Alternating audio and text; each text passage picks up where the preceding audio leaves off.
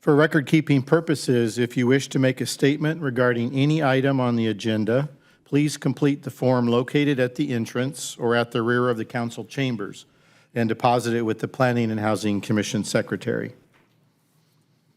Good evening and welcome to tonight's Planning and Housing Commission meeting.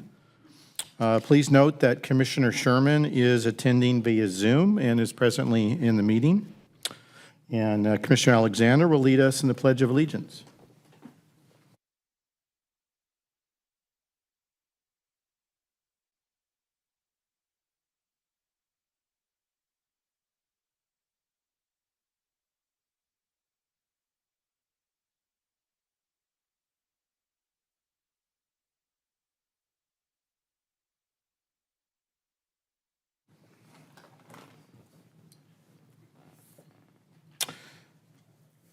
Communications from the public. Persons wishing to address the Planning and Housing Commission are requested to state their name for the record. This portion of the agenda is intended for public comment. State law prohibits the Planning and Housing Commission from discussing or taking actions on items not listed on the agenda. The Planning and Housing Commission will appreciate your cooperation in keeping your comments brief. Please observe a 3-minute limit to communications. Ms. Capilla, did we receive any speaker cards or written comments from the public for any items not on the agenda? No, Chair, we did not receive any speaker cards or written comments. Thank you. First item is approval of meeting minutes for the Planning and Housing Commission meeting of April 10th, 2023. Ms. Capilla, did we receive any speaker cards or written comments from the public regarding the April 10th meeting? No, Chair, we did not. And do we have a motion for approval of those minutes? I move to approve. And do we have a second? I'll second. Great. Commissioner Sherman provided the second. If you would please vote.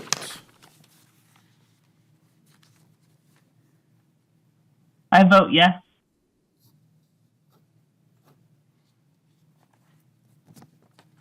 And the meeting minutes do pass. We have no consent items this evening. Our public hearings are items that have been publicly advertised for review and consideration by the Planning and Housing Commission. The first item is public hearing item CUP 2021-0004, a conditional use permit to allow a drive-through and walk-up window coffee shop, Starbucks, within an existing commercial center located at the southeast corner of Green River Road and Dominguez Ranch Road in the neighborhood commercial district of the Sierra del Oro Pacific Plant. The applicant was Jessica Steiner of Bickle Group Architecture. Both the applicant and staff are recommending that this item be continued to our next meeting dated May 8th, 2023. As such, do we have a motion to continue that item? I'll go ahead and move to continue the May 8th meeting. And do we have a second? I'll second. And Commissioner Sherman provided the second. So if we could please vote. I vote yes.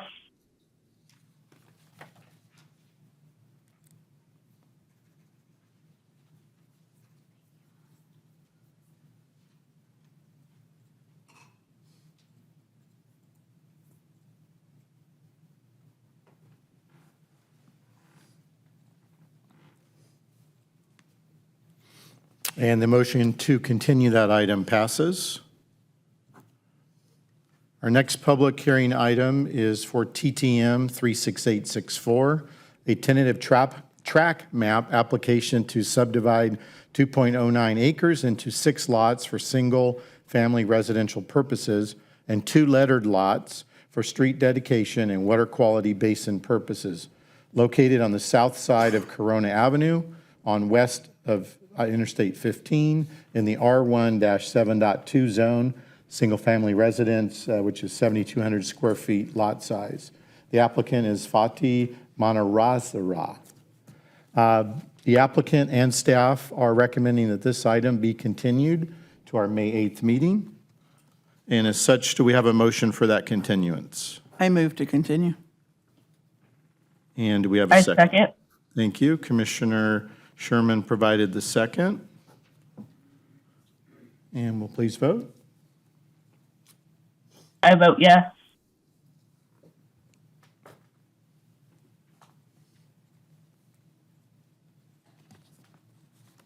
And the motion to continue passes.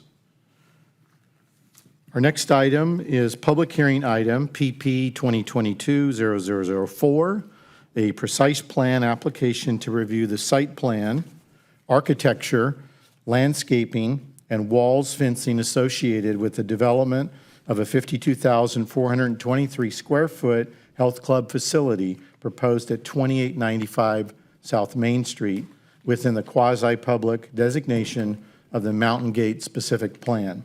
The applicant is Joseph Balbas of Balbas Construction Incorporated. This item, Precise Plan 2022-004, and the next item on our agenda, variance number 2022-0002, are for the same project. For the benefit of time, the commission will ask for a staff report on the project as a whole, including both the precise plan and the variance applications. After the staff report, the commission will open the precise plan request for public comment and a decision by the commission. After the precise plan variance request has been opened for public comment and then commissioner action. Ms. Rocio Lopez, our associate planner, will provide a staff report. Ms. Lopez, please provide the information. Thank you.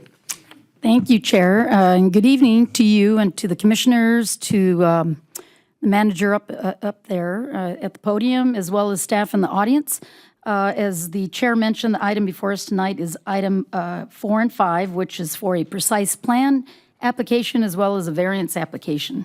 The project in question is Fitness Mania, located at 2895 South Main Street. The applicant is Balbas Construction, and specifically it is Mr. Joe Balbas. I'm sorry, if I can go to the next slide, I think. Thank you. Yes. Thank you. As the chair mentioned, the item before us tonight is two applications that we are combining, items 4 and 5 on our agenda tonight.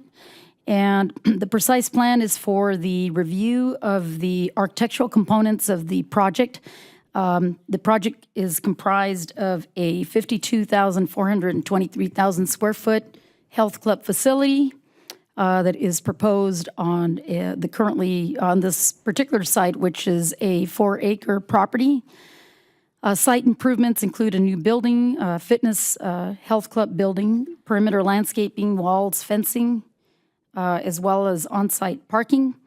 Public improvements include turning lanes into the site for Main Street, landscape parkway, sidewalk, curb gutter, and street lights. The variance in connection with this project is for a 5-foot front yard setback reduction along Chase Drive. Currently, the property has a land use designation of OP, Office Professional. It is also located within the Mountain Gate Specific Plan. The zoning is QP, quasi-public, and health clubs are permitted by right in this QP zone, as is other office type of uses, public facilities uses, etc. This is a view of the project site.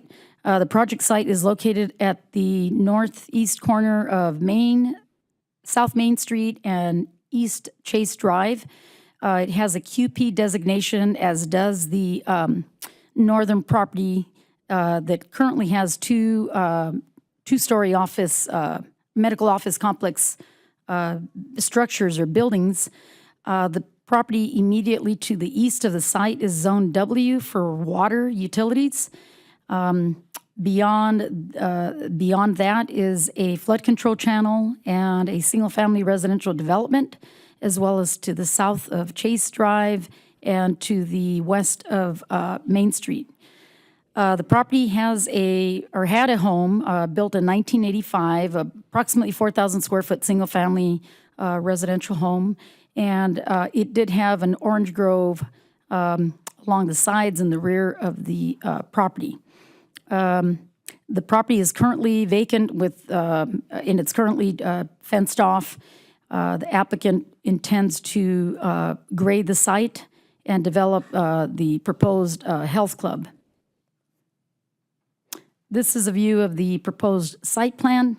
Again, Main Street is located to the left of the site plan. Chase Drive is located at the bottom.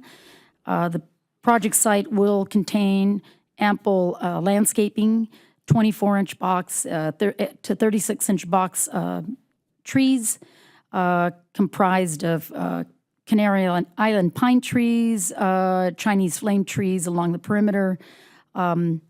As outlined or identified in the Mountain Gate specific plan, within the public right-of-way along Main Street as well as Chase Drive, there will be California fan palm trees, 30-foot brown trunk height to match Main Street south of Chase Drive.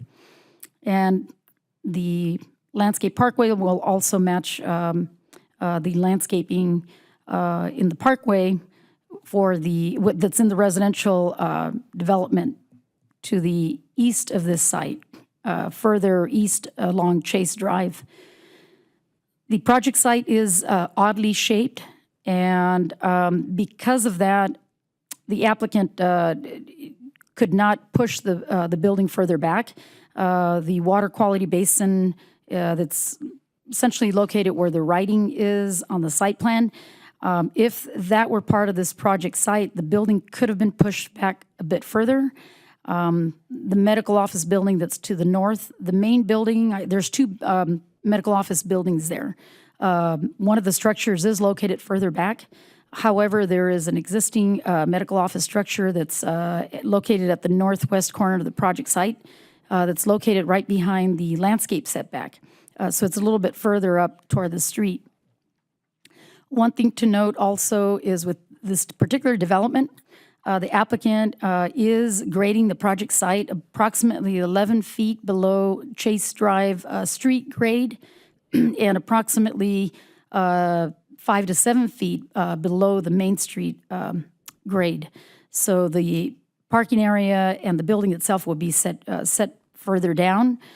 From Chase Drive, the building height will be approximately 25 feet in height. And the code requirement is a 40-foot height requirement. So the overall building height is proposed at 36 feet. This is a view of the first floor plan of the health club facility. So when you walk into this particular building, you will have a reception lobby area. Behind that will be the free weights area. The applicant proposes a kids clubs for members to drop off their kids while they are working out. There is a wellness center as well as a tanning area. They will have a cafeteria for just quick lunch type of meals or kind of prepackaged type meals, as well as smoothies, health protein shakes, things of that sort. There's also a proposed retail area for vitamins and retail or clothing for the members only. This is a view of the proposed second floor. There is a cardio area on the second floor, boxing, and a mixed martial arts area. And there is also a cycling room, a multi-purpose room for aerobic type of activity, and as well as the office upstairs, as well as restrooms and shower areas. This is a view of the north and the west elevation. So the north elevation would be facing the medical office building. The west elevation would be facing, it's the Main Street elevation. And the south elevation that we see would be facing Chase Drive, the view above. And the lower view is the east elevation. So this would be facing the interior of the parking area.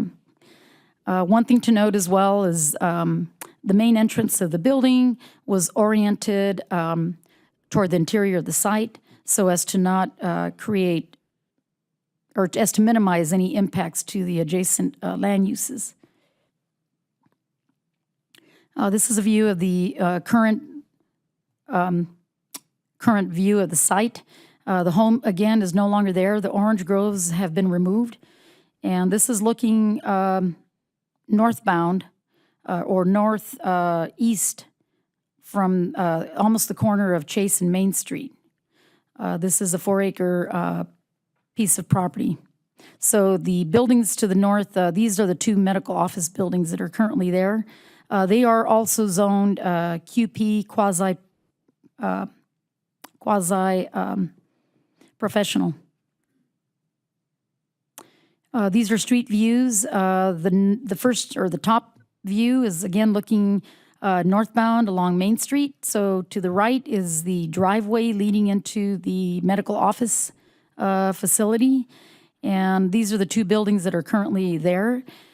As mentioned, the building that's located at the northwest portion of this particular property is closest to the street. So it's located right behind the landscape setback.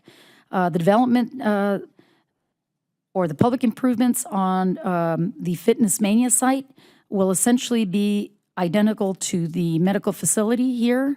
So it will be a landscape parkway with adjacent to the street with an interior sidewalk and a landscape setback area. The view at the bottom of the image here is looking across the street, across Main Street to existing single-family residential development. And this is a view looking eastbound on Chase Drive. Actually, it's looking northeast. So this is a view of the existing flood control channel. And there are existing homes to the south of this particular property. The proposed operations for the health club, again, it consists of the items that we covered through the floor plans. And again, those particular uses are for the members only. So the public would not be allowed to, come in and use the kids club, for example, or the cafeteria. These are only going to be restricted for the members of the health club. And the applicant is anticipating hiring 20 to 30 employees, as well as they propose a 24/7 hours of operation. The project does comply with all the development standards within the Mountain Gate Specific Plan, the South Corona Community Facilities Plan, the Corona Municipal Code as well, with the exception of the 5-foot front yard deviation.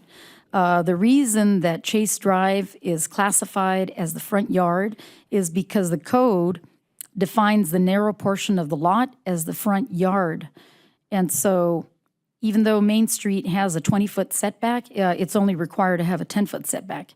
But the applicant is proposing a 20-foot setback to be consistent with the northern medical office development. But it does meet compliance with all the other setbacks, landscaping, parking lot lighting, and the architectural design standards. So the item before us tonight, item number 5, is a variance request. And this is for a 5-foot reduction in the required 20-foot front yard setback along Chase Drive. And the variance is a companion item to the precise plan that we have before us tonight. So looking at the findings for a precise plan, the project does meet the development criteria within the Corona Municipal Code, the specific plan, and the South Corona Facilities Plan with the approval of the variance 2022-0004.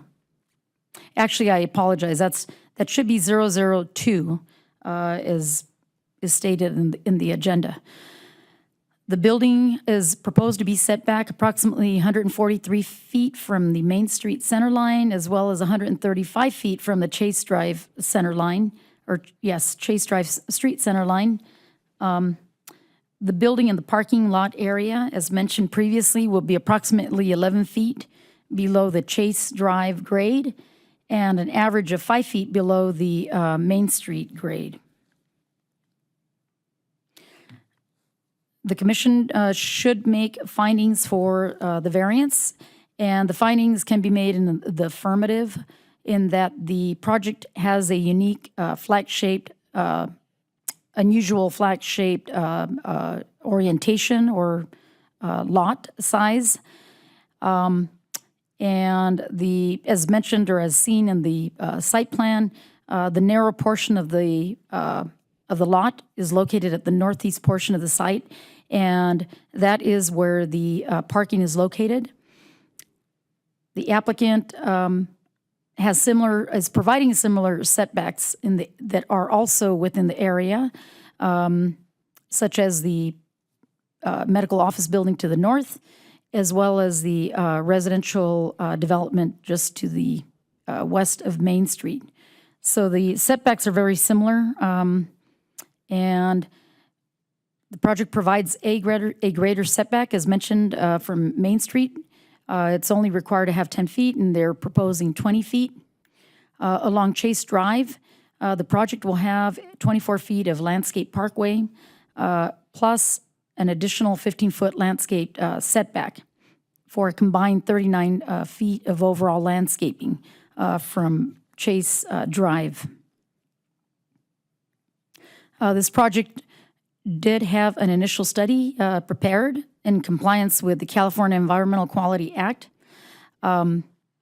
There were some areas that could have potential impacts. However, with incorporated mitigation measures, these impacts would be considered less than significant. The project is also required to comply with the air quality management rules regarding construction air quality mitigation, as well as long-term mitigation measures. The right-of-way improvements, the project will have right-of-way improvements as well as traffic improvements, and those include sidewalk, curb and gutter improvements, parkway improvements. Along Main Street, the applicant will be required to install a 14-foot wide raised landscape median, along with a left turn pocket into the project site. The project also contains dense landscape screening along the project's perimeter, the northern property perimeter, the western, eastern, as well as the southern property perimeter. Any construction-related impacts related to construction, any noise impacts are being mitigated as identified in the project's mitigation plan, which is the mitigation measures reporting program, in conditions imposed in the program. Staff has reviewed the project and has determined that it does meet the CEQA compliance. Therefore, the initial study was prepared, as well as a mitigated negative declaration. It was prepared and noticing was given, 20-day noticing. The project was deemed to be consistent with the city's general plan land use element, which encourages a comprehensive range of retail, service, and other commercial uses. It is also consistent with a quasi-public designation of the Mountain Gate specific plan, which is to establish a location for public serving uses that are necessary to serve the day-to-day needs of the project area and the residents, or the project and the area residents. Staff has found that it is consistent with the Corona Municipal Code, the specific plan, as well as the South Corona facilities' goals, policies, and standards, with the approval of the variance. Staff is therefore recommending that the Planning and Housing Commission adopt the mitigated negative declaration and the mitigation monitoring reporting program, and adopt both resolution numbers 2608 and 2609, granting approval of precise plan 2022-004 and variance number 2022-0002 based on the findings contained in the staff report, as well as the conditions of approval. That concludes my presentation, and I am happy to answer any questions, as well as the applicant who's in the audience tonight. Thank you. Great, thank you, Ms. Lopez, for the detailed report, combined report. So we'll start with our first item, which is the precise plan. And before we move to public hearing, we'll start with questions from the commissioners. Ms. Sherman, I'll go to you first. Right now, I don't have any questions. So, Okay, great. We'll come back. Ms. Alexander, do you want to start? Thank you. Thank you, Ms. Lopez, for your report. Your presentation answered some of my questions. So on your second page of your staff report where you talk about the medical buildings to the north and then the residential on two sides, on the first page, two sides, but there's really three sides of residential around this project. Is that correct, just beyond the basin? Yes, beyond the basin, that would be correct. So when you talk about the lot being relatively flat, and as it goes east, it slopes upward at a higher elevation. So when the grading takes place and the building is sitting there, I think it was the elevation slide that you had up during your presentation, it identifies the portion of the building that is visible from street level. Can we bring that slide back up for me, please? Sure, is it the site plan slide or? No, it's the elevation. Oh, okay.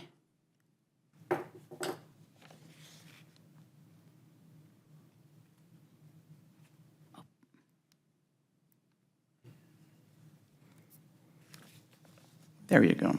Okay.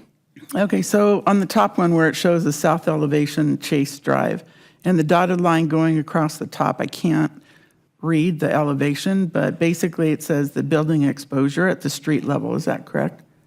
I believe, yes, that is correct, uh-huh. Okay, so if you go back to your other elevation slide, please.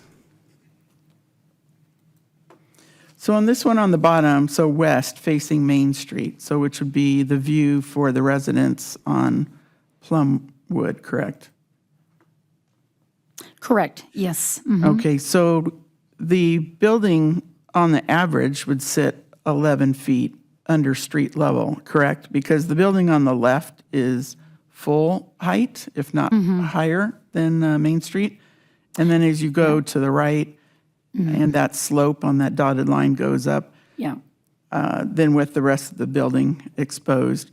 So when you take a look at that on the right-hand side under their logo near the articulation on the building there on the corner.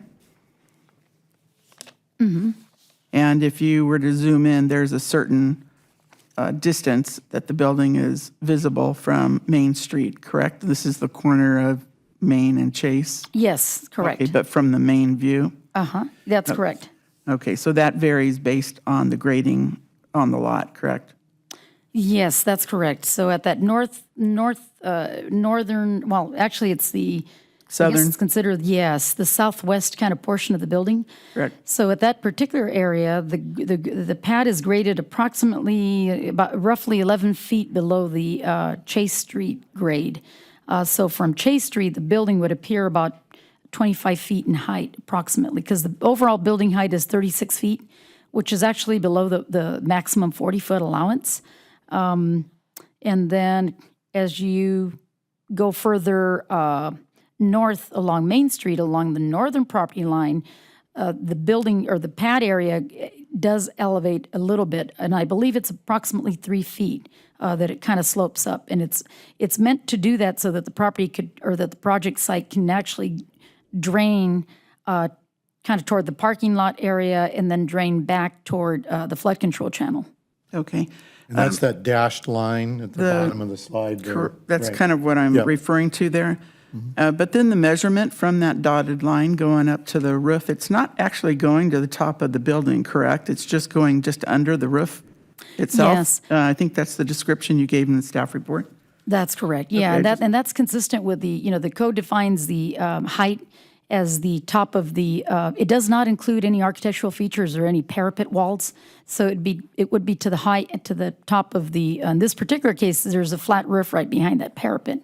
Correct. Okay, thank you. And on page 3 of your staff report, it talks about gets into the variance where the front yard setback 20 feet. There's only a request for 5 feet, correct? That's correct. The difference, okay.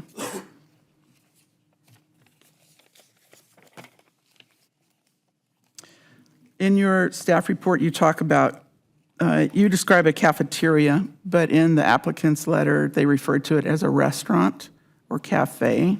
Which is it? We understood that it was not going to be, the applicant can be better. Address it later. We'll have the Yeah, applicant better to respond answer to the that, but- operations of that That facility. makes sense. Okay, I was confused because it was referred to three different ways. Because my question on page 4 then, when you set up the grid for table A, and you're talking about the number of spaces for parking and 33 for cafeteria, if that was to change to a restaurant description or a cafe versus a cafeteria, does that change the number of spaces at all? No, that's still considered a 1 to 100. Okay. And the 15 spaces were the surplus for this, correct? I'm sorry, the 15? 15 Oh, slots. surplus, correct. That is correct. That's after the adjustment from the 260 to the 263 for employees. Yes, correct. Do we have another example in town where a gym is existing, fitness center, where there's multiple uses, as in the one that's being proposed? For example, I think LA Fitness came before us, and I don't think that their requirement of, they had a table A for their spaces. It was more on, the parking spaces were dictated by the function within the fitness center. So that's the reason for the large number of parking spaces, correct? Yes, and there's a mention or a note on page 4 of the staff report up toward the top of the page, and it states that the Corona Municipal Code states that when there's a mixture of uses in a building, the parking requirement shall be the sum of the requirements for each individual use. I saw that, thank you. Yeah, and just to clarify, that's no different than we would do for an industrial building where you have warehousing and office. We would calculate those uses separately. Okay, great. On page 5, it talks about the trash enclosure. You know me, I like my Raising Cane standard. That's going to have, is the opaque screening around between the top cover and the cinder block, correct? That is correct. Okay, just wanted to make sure.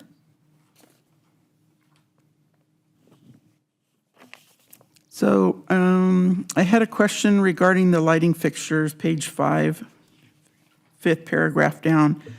When it's designed for, and thank you for accepting my call today and answering all my questions, you were great. And also to Rosie from Traffic Engineering, I really appreciate all the time you spent, that was great. So when we're talking about direct light downward, is that the same that Rosie was talking about for the back? What was that term you used, Rosie? Backplate shields. Is it hooded light shields? No, I think it was backplate. I took a note. Yes, we were discussing lighting and how we can prevent from any lighting flooding into the residential areas. So there's backplate shields that we can install. And that's the same as far as this 5th paragraph, direct light downward. Is that the effect that you're trying to create with that backplate method? Yeah, so we would require that any lighting that's provided would be shielded, would be shrouded. There's other terms that you can use to ensure that the light is directed in the appropriate location. Okay, so we're not going to duplicate the medical center's parking illumination for nuisance for the residents that exist now.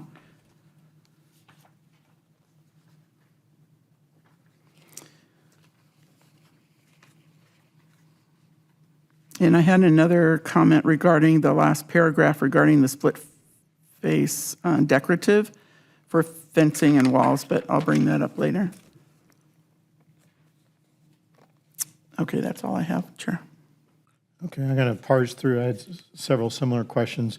On the parking, I'll go back to that. So with the table A, if the change of use, if a change of use occurred in the future, so for example, let's say the retail didn't work out or some other component of the usage didn't work out and the usage changed, they wanted to change it to healthcare, how would that be handled through this? So typically if it were a CUP, we would closely monitor how the usage is used in the future.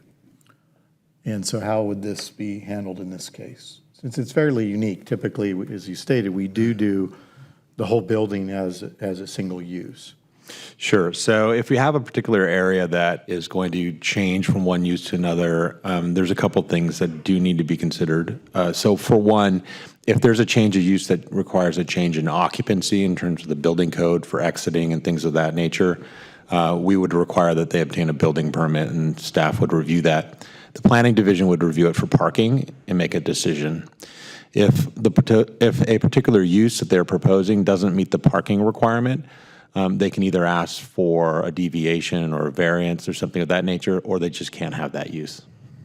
Okay, great. Yeah, that's so, because there's some pretty large square footage that's not listed currently as health club, and I wanted to make sure we had some sort of guidance in there, so that makes sense. On the quasi designation, so I was trying to look back. So the zoning that was applied here, I assume dated all the way back to the 89 date when the Mountain View specific plan was adopted. That's correct. Mountain Gate specific plan, correct. So this approval, we do not have a zoning change approval because by right, this site is slated to be able to be used for this purpose, correct? Correct. Okay.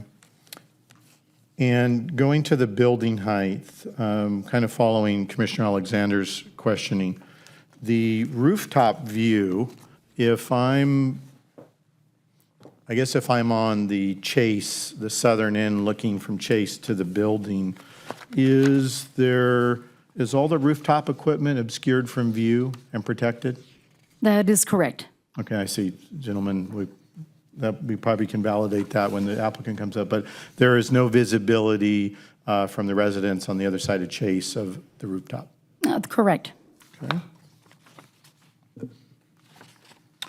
And on the CEQA mitigation, most of it speaks to construction, so controls and disciplines during construction to mitigate noise and dust. But there are, could you speak a bit more about the items that remain once it is operational that was specifically called out in the negative declaration? Sure. So for ongoing or long-term noise, any noise impacts, there's very minimal because of the nature of the proposed use, which is a health club facility. Any noise related to any parking levels and so forth, or parking activity, was considered minimal, daytime and nighttime. And there was, it's consistent with existing ambient noise levels along Main Street, and as well as with the existing uses. So the noise study that was prepared for this particular project did not identify any long-term impacts. And it also met the thresholds of the Corona Municipal Code noise ordinance. And could you refresh memory, Mr. Eastman, maybe you could add in here too, when they do the sound analysis, does that include landscaping that may be in place, or is that prior to landscaping on the decibels? Yeah, I mean, I would have to take a look at what the noise study was done specifically for this site. I did not review the noise study myself, but typically speaking, when we do a review, the landscaping isn't typically included unless it's a mitigation measure to help mitigate noise. But generally, we see more of solid barriers, walls, and things of that nature. I will say from the standpoint of the actual use, the majority of the activity, actually all the activity that's being proposed for this use is within a building. And so from the standpoint of noise generated by the use, it would be contained within the existing structure that's proposed. Okay. I guess where I was going is, and maybe you could, if you could pull up the site plan again, thank you. My top right corner, the flag portion there, is there a site wall that abuts that portion that comes to the drainage culvert?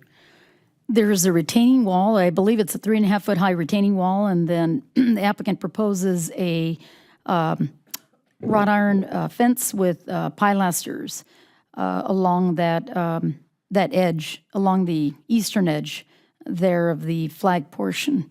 Right, okay, kind of where the two E's are there. Okay, so that is I'm sorry, you said a chain link or? No, I believe there's existing chain link, but the applicant will be constructing a retaining wall and a proposed, I believe it's a 3.5, not 6-foot high. I'd have to check the plans, but it's a wrought iron fencing with decorative pilasters. Understood, okay, yeah, along I that side. understand the design now. Okay, thank you. Go down my list. Talked about lights.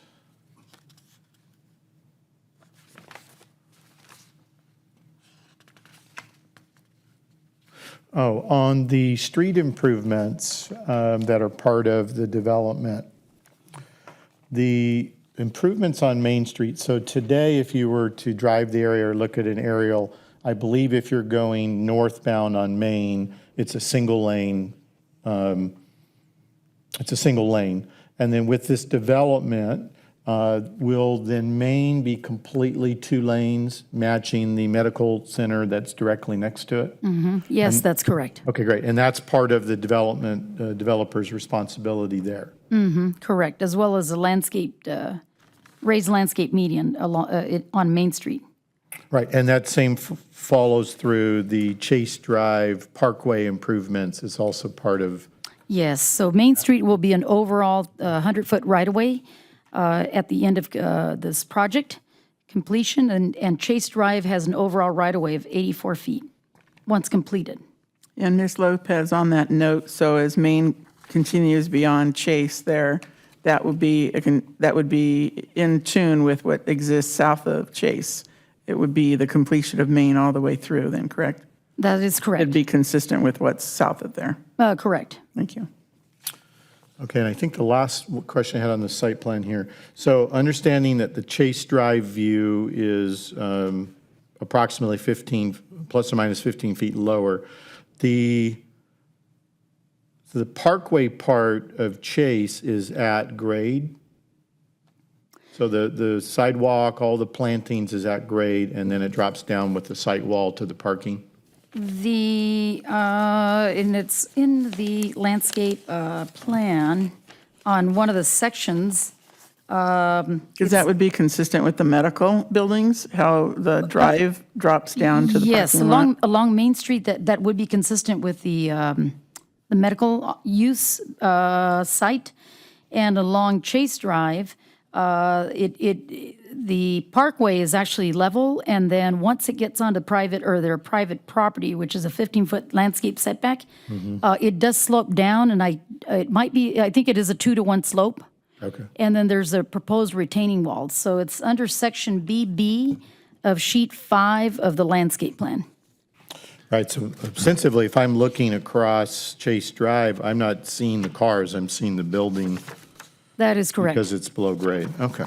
And I think, Chair, in our packet, when we received it, the illustration on the architectural plan with this car illustrated was below, and then the slope, and then that's where the fencing was, correct?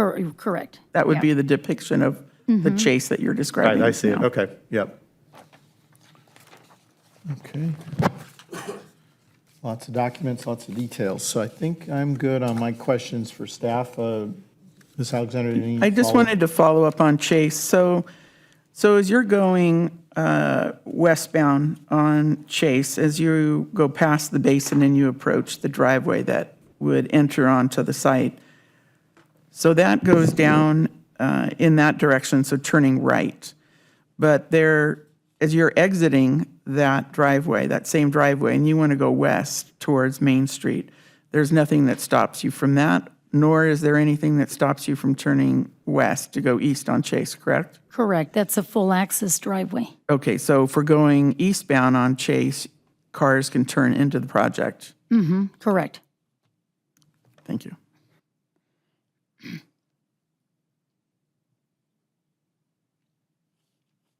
Ms. Sherman, any further questions of staff? No, I'm good, thank you. All right, so we'll go ahead and move to public comment. Ms. Capilla, I have several speaker cards. Any additional cards or online comments? No, Chair, not at this time. All right, great. So I'm going to go ahead and open public comment. I'm going to go ahead and call everyone that gave a card. I'll call you up by name. You're welcome to speak on your topic, on this topic. In no particular order, I'll start with Kathy Thompson. You're welcome to come up to the podium. Someone had to be first. Go ahead, you're welcome. All right. Well, good evening. My name is Kathy Thompson. I live on Bighorn, so I am off of Chase. So my comments for you tonight are back in 2004. We went through this before with somebody trying to buy the property, rezoning the water part of it to quasi-public. The community came before the chamber in 2004 at that time and expressed their concern. We had a petition of couple, I don't know how many, I should have counted, but I still have all that paperwork with me. And the community came forth and said how much they did not want to have an access to any quasi-public facility from Chase. And so at that point, the board asked us to come back, and they told us at that point, and it's probably somewhere in my paperwork here, that they would deny public access to that quasi-public building at that time and have them go to, off of Main, access the property. So here we are, and I'm now sitting here with all the documentation from in 2004. I'm once again seeing a access point from Chase to a quasi-public building. So I'm not sure.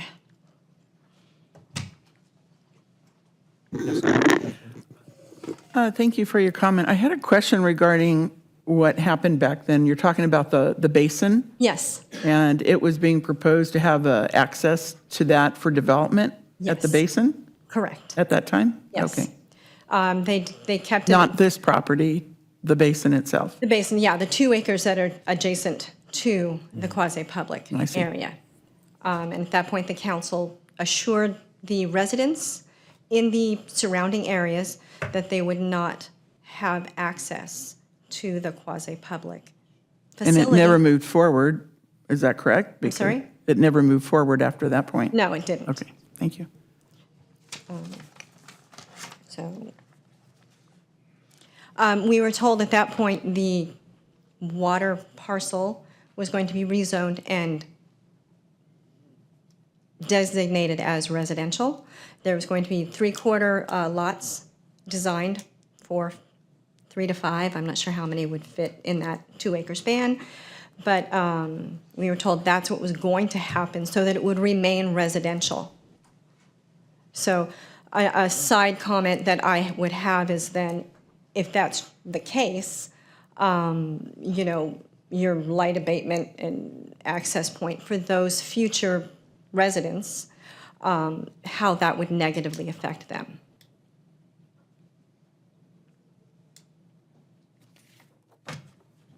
Thank you for, as we discussed tonight, we'll determine if we can answer those questions for you. All right, thank you. Thank you.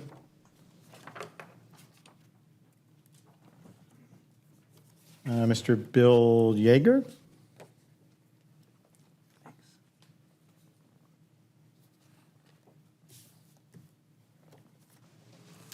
Thank you. Thank you for the opportunity to speak. I'm Bill Yeager. I live literally on the corner of Bighorn and Chase Drive. So I probably, of everybody, have the biggest impact coming my way. Lived there 25 years. I can only say that I'm a little shocked at the city right now that you would put or have a belief that a 24-hour, 7-day-a-week gym in a horseshoe of a community is something respectful of all of your citizens that live in that particular neighborhood. That said, I'm also chuckling because I'm listening to this report and I'm thinking to myself, okay, so we've done some kind of a noise assessment and we've decided there's no noise coming out of that building. Well, I agree. If you're inside and you're lifting weights, there's not going to be any noise. What about all the traffic? I live right on Chase. That's your main entryway into this particular facility. I would also beg of all of you to bring some logic to this and remember what comes to a gym. Younger crowd. We have enough of a speeding problem on Chase that's never been addressed. We also have some very loud, non-mufflered cars that come in at all hours of the night. As I sleep, my bedroom being right on Chase Drive there, you're taking a residential street and you're turning it into a thoroughfare. That's what you're doing. Now, in 32 years of law enforcement, I can tell you that in a 24-hour operation, there is nothing good that happens to a community. Your crime skyrockets. I don't care what anybody says, your vehicle burglaries skyrocket. You're attracting people that know that people go to a gym, they leave their purses inside a car. They know it's an easy opportunity to thieve and commit burglaries. I said, I guarantee you're going to have a lot more crime in that area. I need not to even go further than the recent incident here in Corona where you had a stabbing at Planet Fitness. That's not by fluke. It's because you have a clientele that's coming in there, they're using it for shower opportunities. I also would point, in my years in law enforcement, we lost an off-duty police officer in the city of Downey at a LA Fitness. Why? Because he was robbed in the parking lot. They attempted to rob him, they shot and killed him. Now, you're bringing this to a horseshoe community. Now, I can't stop that. I understand, we're fully aware that this property has been zoned a certain way. But giving a variance so that they can put a mega center in there is disrespectful of this community. His other building is 22,000 square feet. Suddenly we need 54,000 square feet in our neighborhood? I'm sure it's because he doesn't live here. I'm sure he doesn't give a damn. But those of us that have been here over decades do care. And I cannot understand why we would give a variance and say everything is okay. No one here is talking about that immediate entryway coming off of Chase. That's your main access into that property. I beg you to consider that. You come off of Bighorn, it's an immediate S into that turn bay right there. That is going to create huge traffic nightmares. You're going to have accidents, and if you haven't done a traffic study, I look at the commission and I say, how could you possibly do this? How? Without doing that study. I can't understand that. Now, I appreciate all your comments about how it's going to be graded down and that there won't be any light that comes in. The medical facility has light shining into my bedroom every night. I never complained because I understood that was their right to build. But now you're moving it even closer. At some point, I beg this commission to take at least the residents that have been here into consideration. Otherwise, all you're telling me is I'm going to rent my house out. I'll let somebody else deal with it. You won't have good residents. They'll let it go to crap. I thank you for your time.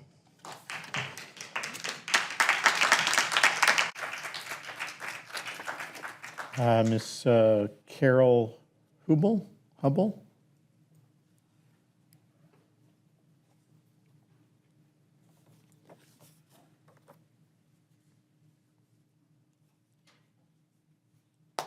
Try to speak fast. My name is Carol Hubble. I watched my house being built. I have pictures of it with my 2-year-old daughter on it. This is a fabulous community, but I don't feel with a 24-hour fitness center being right down the street from me as a single mom is going to be okay. I have gone by where I've gone to pick my daughter up for dinner or something and seen at the 24-hour or a different fitness center where the police are there because someone has broken into their car and stolen something. I love this community, but I don't feel like a 24-hour fitness or a place that they come to work out and gyms, the schools. We have a church. They have the medical facility. That's only open till 5 o'clock. I live here. We have residents there. And we already have kids that run this stop sign on Chase. You go there and the people don't bother to stop there. They just run through it at the stop signs on the corners. So Main Street, safety, I just don't believe that this 24-hour fitness belongs in that spot. And I'm in for, jails, but I'm going to say what broke my heart is I bought this house. I have got another house probably to either live in this one forever. I've lived there. I wanted to give this to my daughter to have the opportunity to raise her family here and live here with beautiful schools. Everything's great here. And she said, Mom, I can't. She says, as beautiful as it is in his home, they're suffocating me here. And she moved at 26 to Jasper, Alabama, where there's countryside to breathe and no freeways around the traffic. She goes, I tell people I live here up to the beach. She said, normally we get there in 45 minutes or less. She goes, it takes an hour and a half. We can't get to Rancho Cucamonga because of this. And now she goes, and now when she came back and saw there was going to a fitness center being built right down the street, she says, Mom, they did it. I'm never coming back. So the future of the younger generation is here in Corona, and I want the young kids to enjoy this, not the traffic and the cars and another perfect building right there for the gym. I'm sorry, but I don't believe that that's healthy for our kids and our safety in Corona from right down. They're just going to cut down, especially now that you have the phones that say, hey, go down Adwick, make a right, and go straight down to the gym. So it's already a traffic through. So I apologize, but my heart just does not believe that this gym belongs in our neighborhood. They could be down by the freeway somewhere else. Put residential homes in there. Thank you. Thank you. Mr. Scott Oswalt.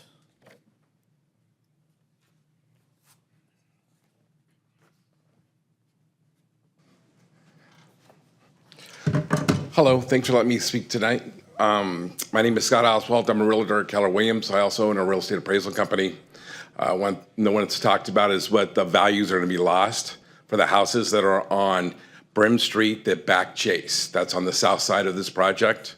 Right now they have beautiful city views. That's one of the reasons I bought my house on that side of the street, because I had those beautiful city views. With this building being 25 feet from street level up, everyone on that street now will lose their city views and be looking at a building. When I appraise that street or sell on that street, on that side of the street, they usually get about a $25,000 view premium for that. Now, with the main entrance off of Chase, because they're going to put a median on Main, so if you're going south on Main Street, you're not going to be able to turn left into this development. You're going to have to make a left on Chase and come in through Chase. So the main entrance is going to be in our neighborhood on Chase. So now we're going to back a traffic street where we used to back residential street, and we're going to back a commercial building. So all the values on that Brim Street, they went from a positive 25 to a negative 25 for backing a traffic street in a commercial building. So if you build this project, everyone on Brim Street on that side of the street just lost $50,000 worth of value in their houses. Now, I understood well back when they changed it to quasi-public, but we always assumed that they would have the main entrance at least off Main Street, which makes more sense, not the main entrance off of Chase and facing a residential neighborhood.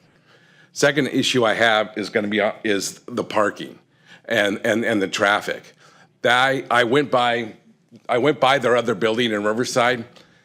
Beautiful gym, probably one of the nicest gyms I've seen. And I went and talked to the guy inside and asked him how big his building was. He said it was 22,000 square feet.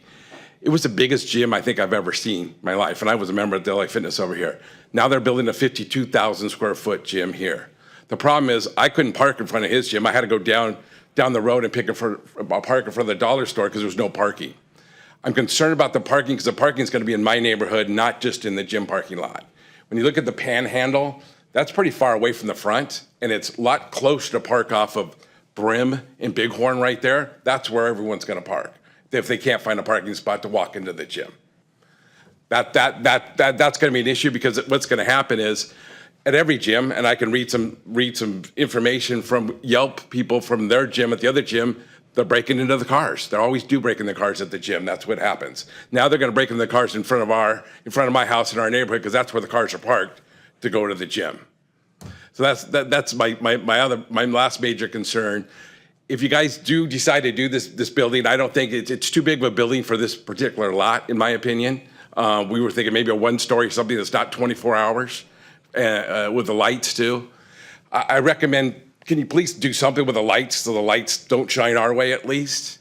And the other thing I'd recommend is that by the schools, you guys have permits for residential owners only, where you have to have a permit and there's no parking for anyone else unless you have a residential sticker on your car maybe. So then if they park there, they would get towed or ticketed or something. It'd be the only thing I can ask for if you're going to go ahead and build this big old thing in our neighborhood, which I really hope you don't. But I hope you take the lights and the parking in our neighborhood into consideration. Thank you.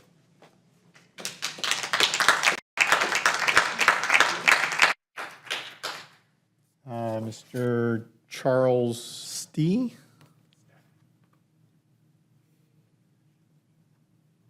Thank you. Stack, I see it now. Looks like two E's to me, sorry. It's a short last name, so my handwriting blurs it together. Again, my name is Charles Steck. My wife and daughter are outside. They're making a little ruckus and noise.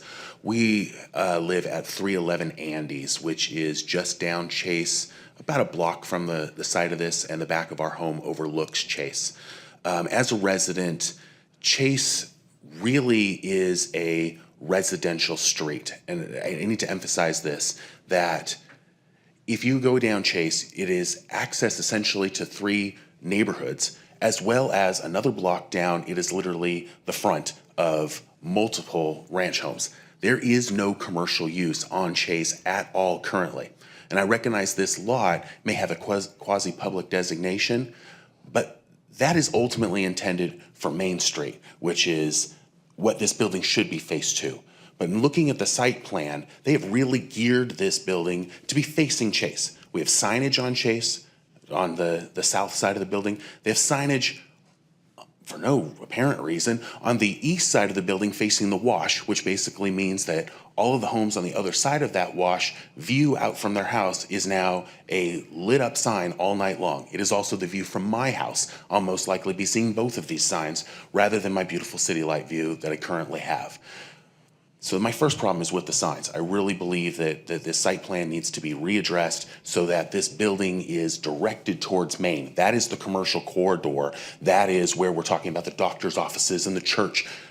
That is the appropriate look on that street. But when you get onto Chase, this is truly a residential street. It is completely residence. There is no building or business on Chase, and this doesn't fit the character of Chase at all to be putting the face of a building facing Chase. The second problem, which multiple people have already mentioned, is the driveways. For some reason or another, this thing's designed with one driveway going out onto Main Street, and if you were leaving, they can only turn and go north. That means that anybody else who's trying to go to the south towards Foothill or all the homes up there is getting dropped onto Chase. But when they get dropped onto Chase, it doesn't have a forced, they have to go right back towards Main, but instead allows them to go either way. So those people, as they're coming out of their commercial traffic, are going to be driving into our neighborhoods to try to cut through to Foothill and avoid the lights. And now my street that is very calm, that I can have my daughter out riding her little toys on the street, is now going to have cars ripping down it, and I'm worried about her safety literally growing up on a street that right now, if I see 5 cars a day, I'm shocked, and every single one of them, I know where they live because they're literally from my street. You're going to turn our neighborhoods, Chase itself and all of our neighborhoods surrounding it, into essentially thoroughfares that they shouldn't be. It's a residential character. It should stay a residential character. If you're going to do this project, fine. Move both of the entrances and exits to this to Main Street, where it's properly at, and put the signs towards Main Street, and give us a nice side that doesn't have this set of problems. Thank you. Thank you. Mr. Joe Morgan?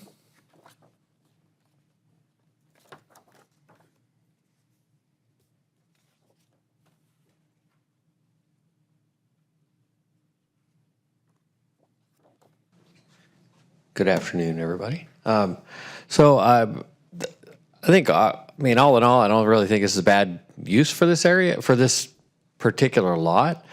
But seeing as I live adjacent to the Kaiser Building on Kellogg, I see some similarities. And so one of them would be something that was talked about earlier would be the light. So when Kaiser opened, we basically had a blue light shining through our house. You know, any dark time, we had kind of a blue, you know, kind of a glow that came through it from the sign. I'm curious if there was a photometric study. Seemed like something that'd be pretty standard for something like this, especially next to residential. I didn't see it in the agenda packet. I can understand what the residents are talking about because Kellogg near our house really kind of got crapped up because of Kaiser. So you have just massive amount of cars parked on Kellogg, even, you know, in and out of red zones, or some residents that have established a red zone in front of their house. But it's pretty much a mess any morning hours going through there. I really pity the people that face. Now you have residents that are facing it. This isn't exactly the same as that, but I could see a reason why you might want to shift more of the access to this parcel away from Chase and onto Main Street. It seems like there should be room to do that, just like with the medical plaza. I mean, it's pretty big medical use, and they seem to be able to get in and out on Main Street, so it seems like something that could be worked. I remember on the LA Fitness item, there was quite a big discussion about security, and he asked the applicant about security and cameras and what they were going to do as far as staffing and how they were going to run it and how the lighting was going to be, you know, what areas you could see and what couldn't. Because I remember there's quite a big discussion about that, so I think it'd be worthwhile to talk about that with them. The other one other thing, and it's kind of part of this, that just in terms of how this is all going to look when it's done. I'm noticing on the plans that the water retention basin, everything will be finished all around there, and Main Street will be at its final width, and Chase will be at its final width, except for the little kick out around the water retention basin. I'm curious, you know, if there's plans to get that done as part of this, if that's the city or if that's the county, probably flood control or something like that. That really needs to be fixed, because that's going to be one little piece where you have a final width. It's going to kick out and then kick back out right by the club. It really, at some point we need to have finished streets around this area. So anyways, thank you for your time. Thank you. And we have Mr. Peter Brightman.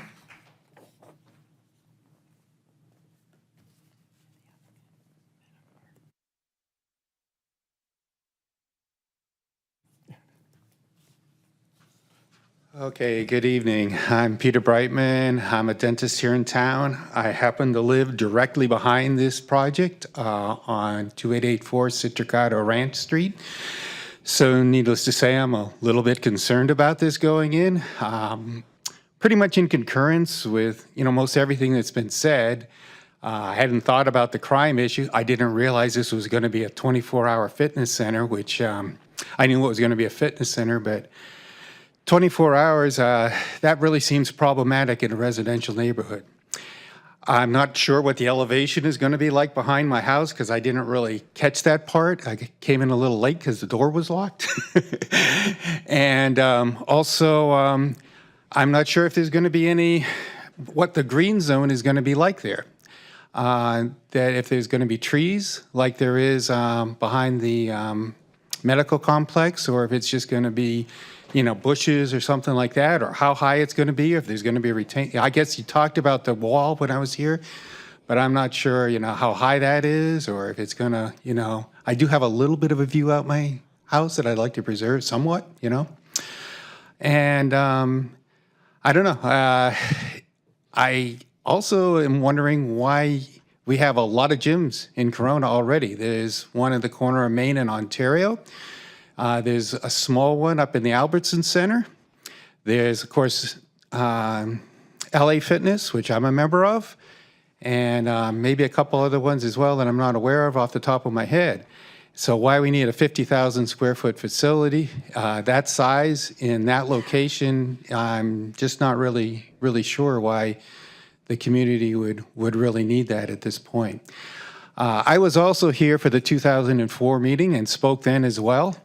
And yes, that plan was nixed at that point. And the other lady said, which I wasn't aware of, that there was a plan to put residential in. And at the time, I commented that that would seem to be a far more consistent use of this property, you know, both the city property that's there as well as the property in question than a commercial one, at least from my standpoint.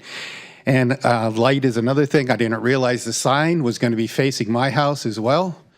And that, you know, so it's going to have, I expect, an impact on my property value, my view, my quality of life, you know, the lighting at night. And, you know, nobody seems to be concerned about the noise, but there's already loud cars driving down either Chase or Main Street we hear at night, and I'm just wondering how much more noise and crime that's going to bring into the neighborhood. So those are my questions and concerns. Thank you very much. Thank you. Ms. Capilla, do we have any other cards that were presented? I know we have the applicant here, but, No, Chair. okay. All right, so I do understand we have the applicant present. I wonder if you could come up and we have some discussion points for you.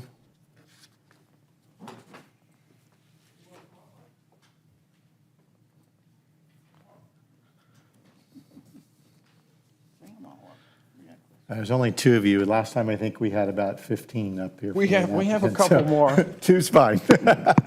I brought our, I guess, first off, I'd like to thank you guys for having us here. I'd like to thank Rosia for putting together such a nice explanation of what we're trying to do here in the town. We have our architect on hand here.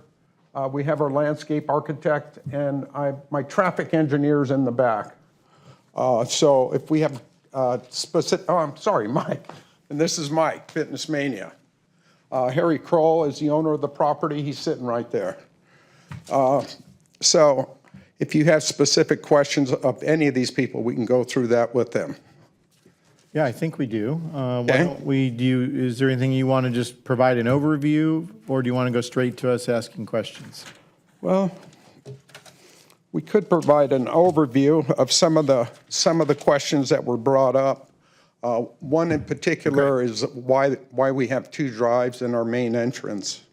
Our main entrance is basically off of Main Street. That's why we applied for the variance, is to be able to have Main Street as our address and our main entrance. Chase Drive was dictated by a fire. We have to have two exits and entrances on that site. So we had to put in the Chase Drive driveway. That will not be the main access point.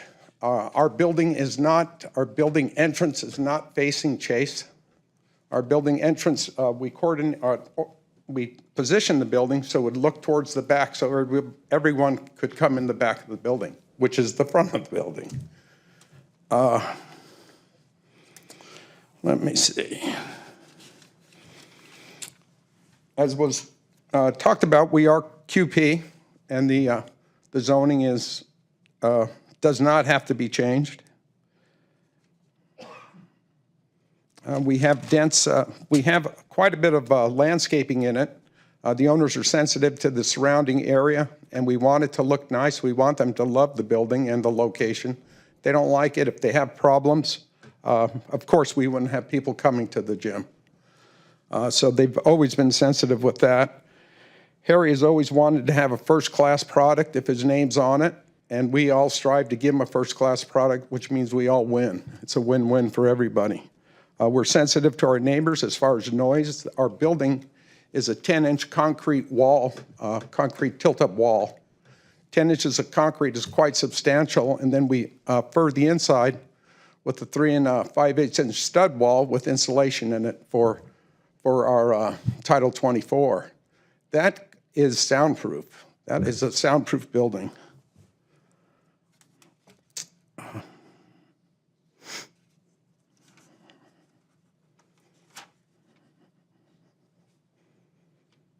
all of our parking lights, if we do have a photometric on the on-site, and if you look at the photometric, it'll show that all of our lights are positioned to where they point towards our building, not away from our building. The photometric will display that the light dissipates to almost zero at property lines. We have talked with staff about having shields on our light to prevent any spillover of lighting on our neighbors.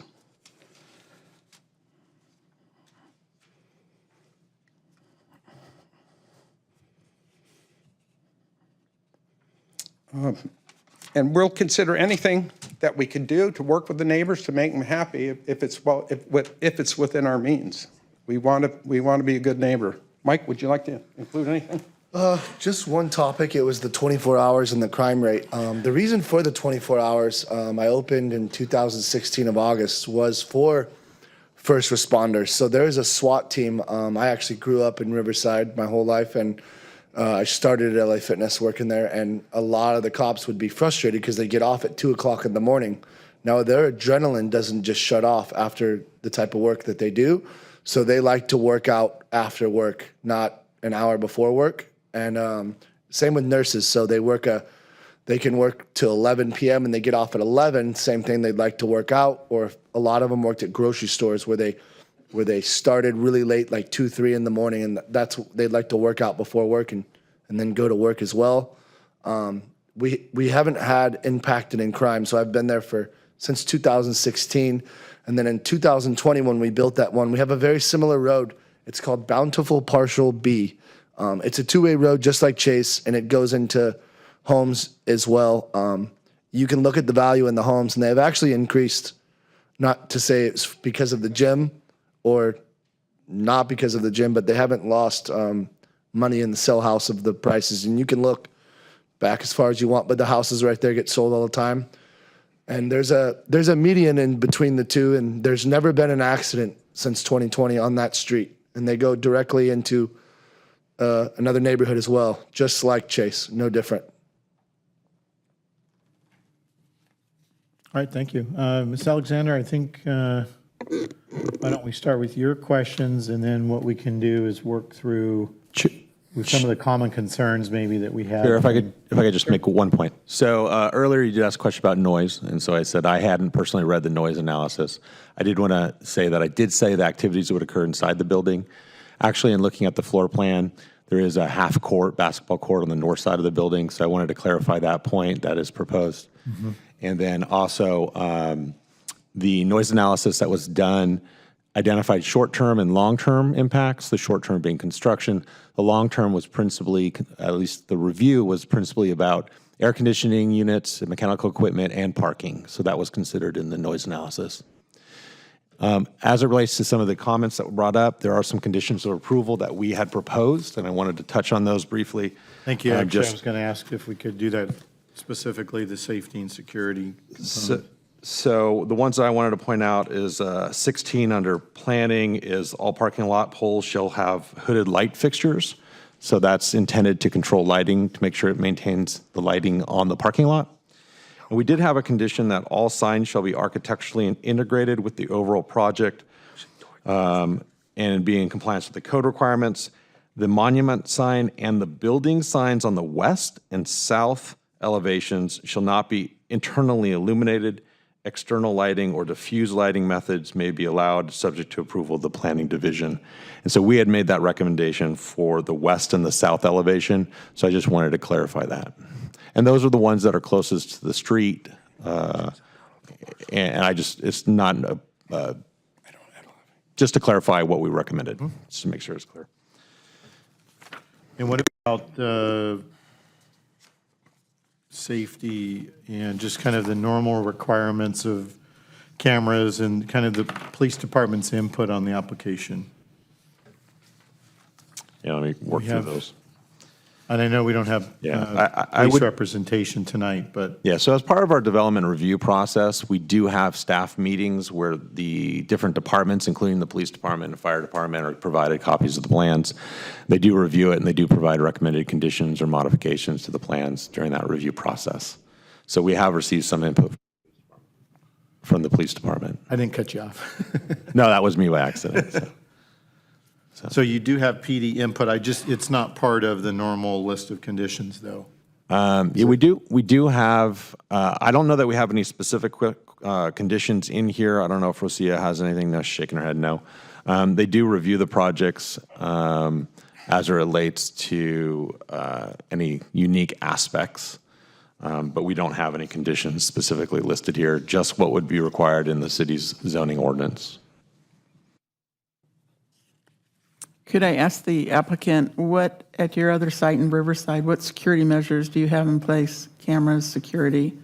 We do have cameras on the outside of the building on all 4 entrances. So if anything ever does happen, we have them outside and inside as well. Do you have the capability to monitor from the check-in desk? Yeah, yes, you could do it from the check-in desk. I also have them on my phone. They're an app. And then you can also just pull them up on the computer and have them right there next to the check-in, correct? And if one of your members was a victim of a crime, would they be able to ask to pull the tape and provide for the police report? Yes, ma'am. You can contact the Riverside Police Department. We've done that plenty of times for them. For other businesses and other crimes that have taken place in the area, not at the gym, but like a bank, there's Chase Bank, there was a robbery.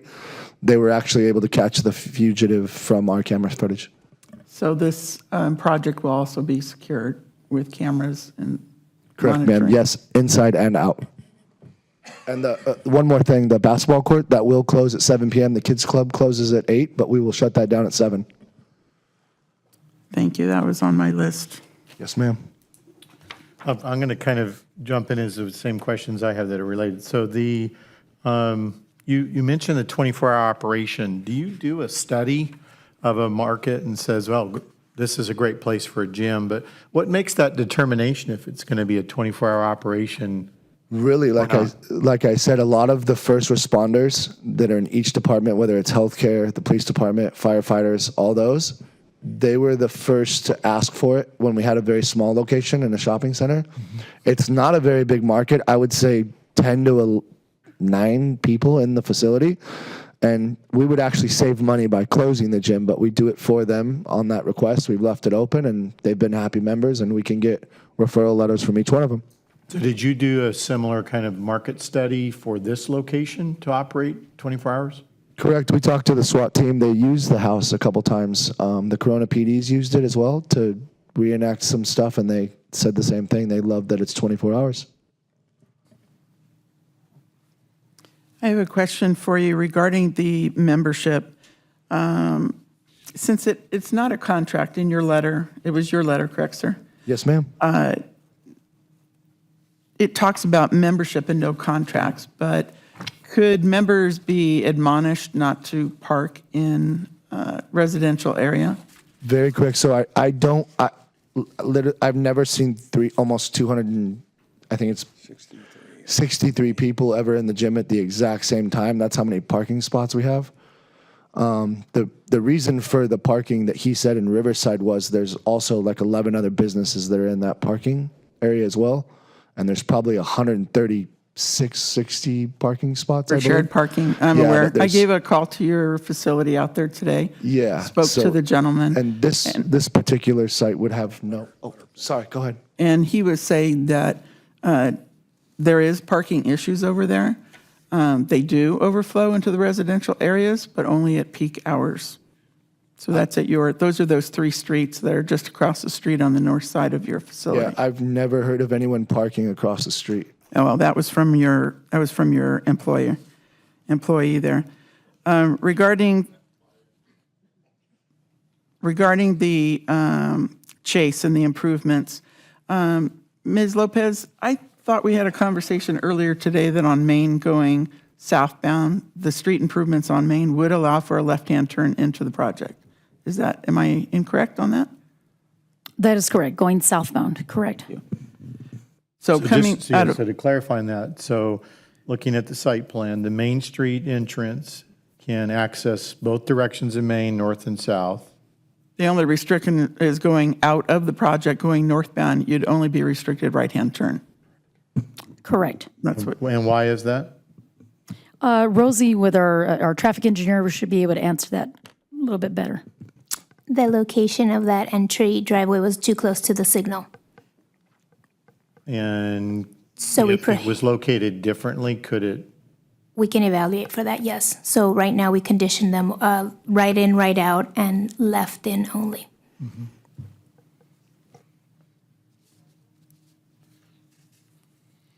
So the distance now, the entrance is roughly in the middle of the property? In the building, it's about Yeah. halfway. Right, so how far away would it need to be in order to work with the traffic light? Roughly, Yeah, I would, but, so it can work?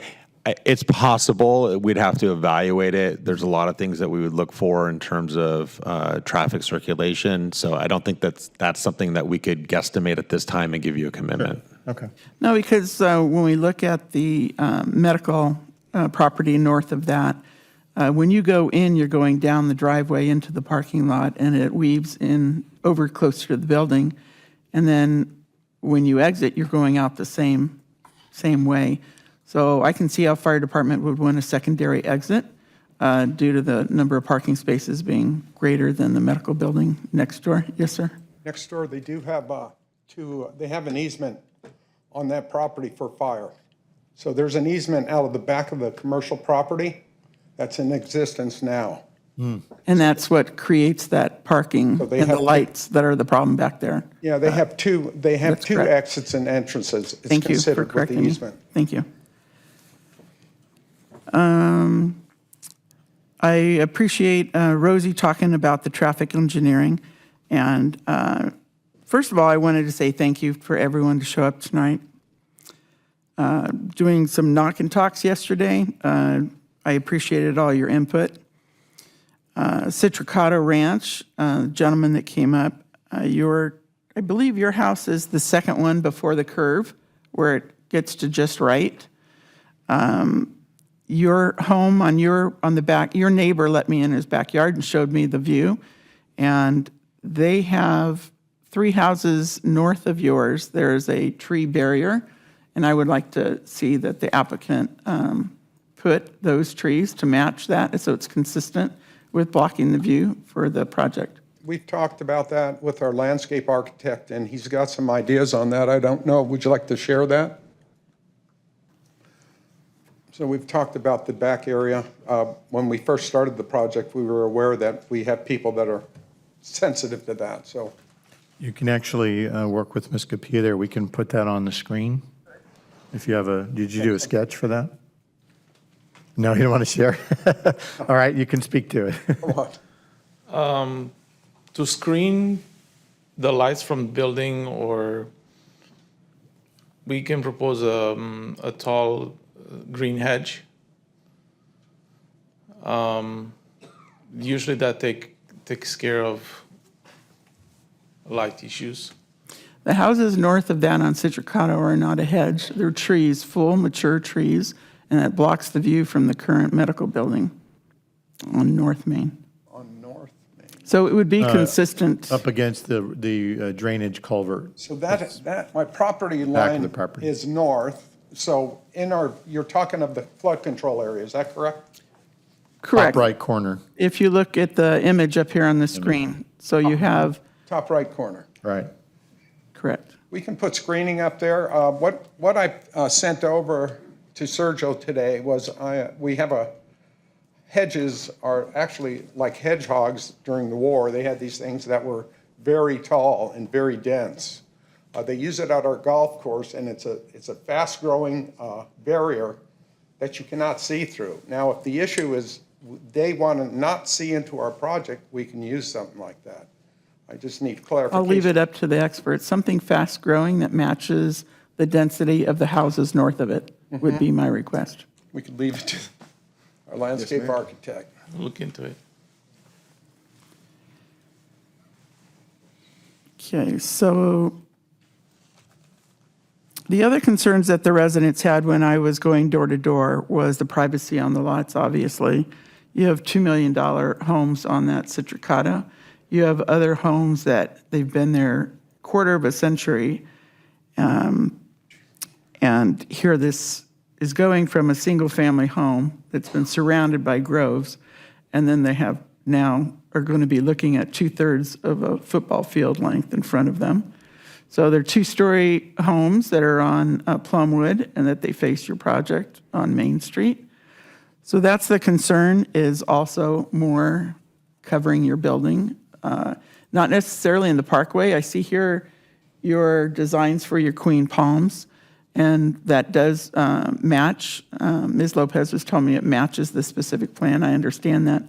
But on your property line, the landscaping there, those west parking spaces, those should be as big as trees as they can go, fast growing, so that the residents on Plumwood have a barrier, if you will. The other thing was the speeding on Chase. I have to talk to the residents about, the living conditions that are there on Chase. You have to contact the police department. I know it's a repetitious thing, and if it's ongoing, I spoke to Traffic Division, and they welcome any residents to email them. Attention Dan Hackett, he's the sergeant in traffic. He manages the motors over there. 736-2355, leave a message. Or you can email pd.traffic@coronaca.gov, pd.traffic@coronaca.gov. You have to stay on top of that because Squeaky Wheel gets the resources, no matter what city department you're at, trying to get. So as far as the applicant goes, I know I spoke to Ms. Lopez earlier today. And so you have residents on 3 sides of your project on your property, sir. And they're going from a single house with orchards to this monstrosity of a building. These are the descriptions, their words. So it's a shock, right, to see the massacre of their trees in their corner there. And so you're putting in this project, and I'm just curious why there wasn't any neighborhood outreach. We actually had an orange harvest on site when we bought the property. I'm sorry, I didn't hear you. A what? When we bought the property, we knew we were going to tear down the harvest, the groves. We talked to George Santino, and Joe, and told them to help pick the fruit. We would like to harvest the oranges and welcome our neighbors in. So no, we didn't have a community outreach, but we did talk to some of the people that came on site that day and told them what we were doing. We had pictures of the building on site. We had floor plans on site. We had the ownership on site, the contractor on site, the architect on site.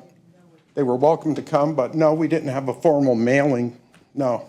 Okay, but those neighbors who are directly across the street on Plumwood, on Brim, on Bighorn, on Citricado Ranch, those are your neighbors. I understand that. There's no targeted outreach, and you're changing the dynamics of the neighborhood. We actually weren't required, as what I was told. I understand there's a meets requirements, and then there's going to be a good neighbor. Right. We still want to be a good neighbor. We still want to be.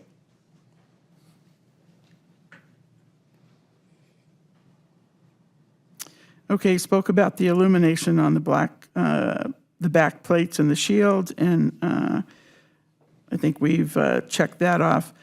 For the residents living there, I appreciate you acknowledging, some of you, that you had done your homework and that you knew either buying your house or you knew about the change in the to the QP zoning that would allow for some build someday. You're on Main Street, major arterial road here in the city. I agree, Chase right now is residential, except for this build. So it is an exception. But if you look at the map in the city, you're going to see east-west streets, right? You're going to see Ontario. You're going to see Upper. You're going to go see Foothill. So as you go down, Chase is in that line. It's not meant to be east-west, but it is a major road. And obviously you have cut through if you have racing cars going through, which doesn't really change the fact that your neighborhood is changing with this project, and I certainly understand that. The other comments I have regarding the signage. I don't understand the huge signage. If you go to, can you, Ms. Lopez, go back to the elevation screen, please? The one that shows the one facing east. One more, please. So here you have the one on the end here facing east. I echo the residents. What are you advertising for here? You have the basin and then you have Citricato residents. So this is what they're going to be looking at. This is their view. When you take the measurements at the bottom and it's 44 feet, and I can't see the other one down there, but it's basically 70 feet in distance, and you have this logo and that image of that figure is 7 feet tall. Who are you advertising to? What we have here is just a concept of the signage we want to do. This is not the final approved. We're going to have to go through and get approval for our signage. Okay. So this will scale down. In fact, I talked with our signage designer, Outdoor Dimensions, today and brought up the fact that there's concern of the scale. And she said, Joe, you dummy, this is just my concept. I said, okay, I can explain that. Okay, thank you for explaining that. Alexander, could I just tie into that? A lot of the questions that we have are tied, and it's even tied to the variance request. So I understand the municipal code that defined that the building front needed to be on Chase. Is that solely why the entire building is designed as such that it's facing backwards, in a sense? Yes, that's exactly why. And so if that wasn't the case, then the building would face Chase. would and it be that's- the same structure, same footprint, in a sense, just rotated 180 degrees? Yeah, but then now you would have the entrance facing Chase. And then it would. I'm sorry, it'd be facing Main. Yes, it'd be Right. facing Main. It would be facing Main. So that's, And I'm not a proponent of that because unfortunately, the people with the homes on the opposite side of Main, they now would have the same questions and concerns that those residents on Chase brought up. However, it does seem odd to me that the front of the building is facing the interior in, a water retention area. So I wanted to know what drove that. And it was solely the municipal code that. well, we had discussion on this thing, how he would like it positioned on the property and how it would be best used. And the decision was made, it would be nice to have everybody coming in from the mass of the parking into the front of the building, if you would, versus having to walk around the building to come into the front. But that's the other head scratcher for me. So if you could pull up the site plan. Right, that other one where it shows the entrances, the doors, I think it was. So I live in the city. I love going to the gym. I know that residents, maybe not the immediate ones impacted that have eloquently spoken tonight, but there will be residents using this.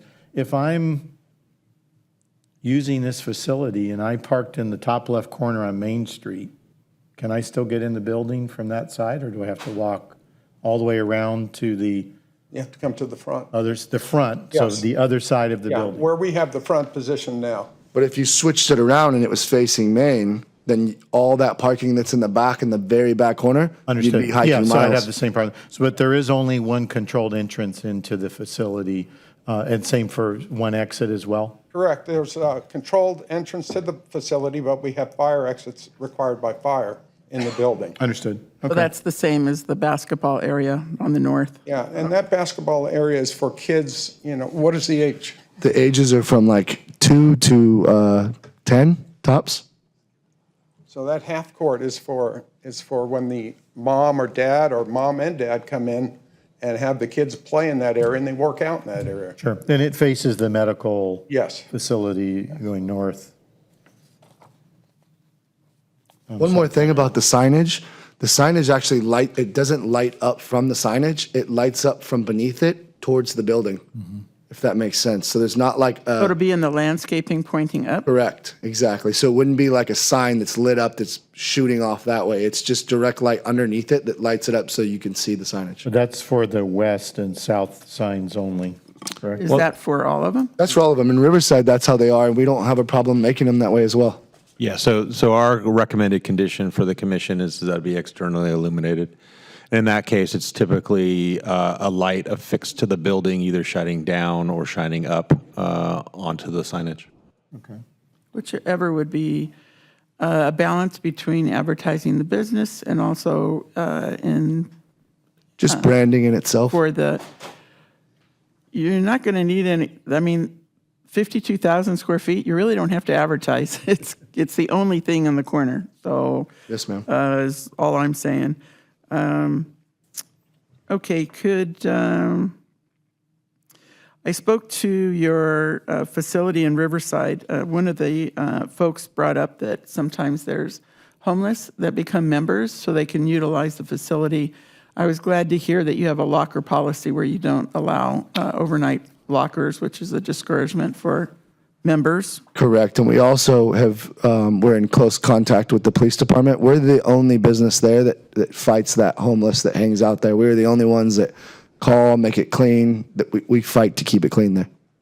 Can you clarify then? So how do you control There's that? a number that you can call, and we I'm call. sorry, as far as homeless being a member. We haven't had any like that. In the very beginning, August 2020, we had a couple, but if they caused problems, like they would do stuff with the sauna or the showers or leave messes, then we would ask them to leave.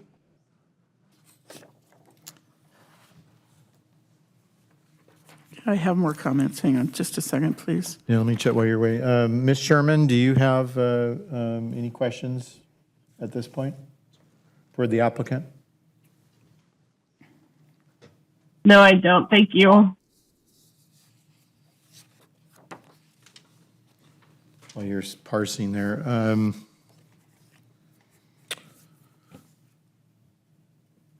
You said something about hours of operation, and I'm curious if the 24-hour component is something that you would apply for, or it's part of your operation today. Is it something that would always be part of the operation? Does it vary by time of year? I'm just curious more about, in this area, 24-hour operations. Maybe you could expand a bit more about, I understand who the users are. Yeah. It's just, and you even said it, with 9 or 10 people at night, staying open for that. I'm just curious about that aspect. Yeah, we've when we initially did it, we got really good positive feedback, and it's quite the opposite of crime, because then there's people there that are like watching the building, that are there to work out.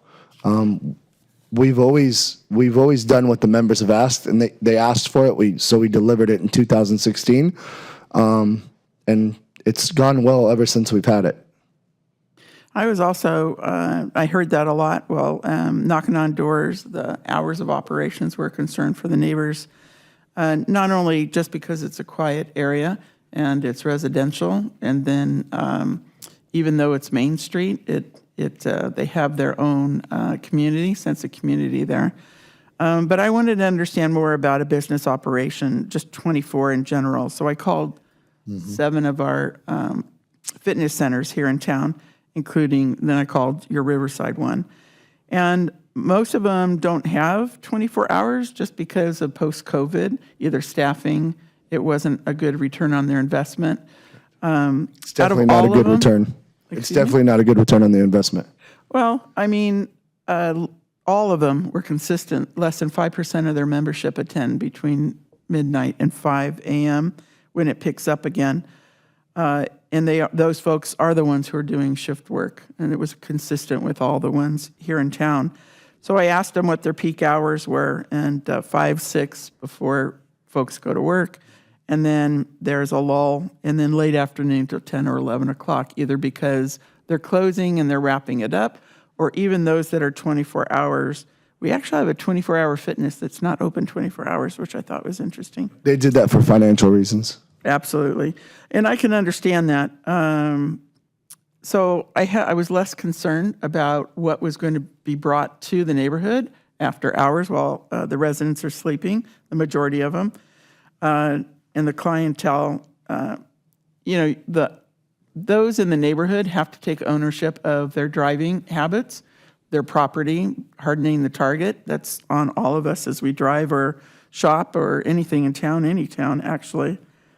So for the Corona facility, less than 5% of the 278 parking spaces, that would only be 13 or 14 cars.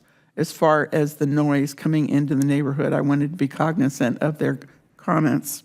Correct. So I was glad to hear that information.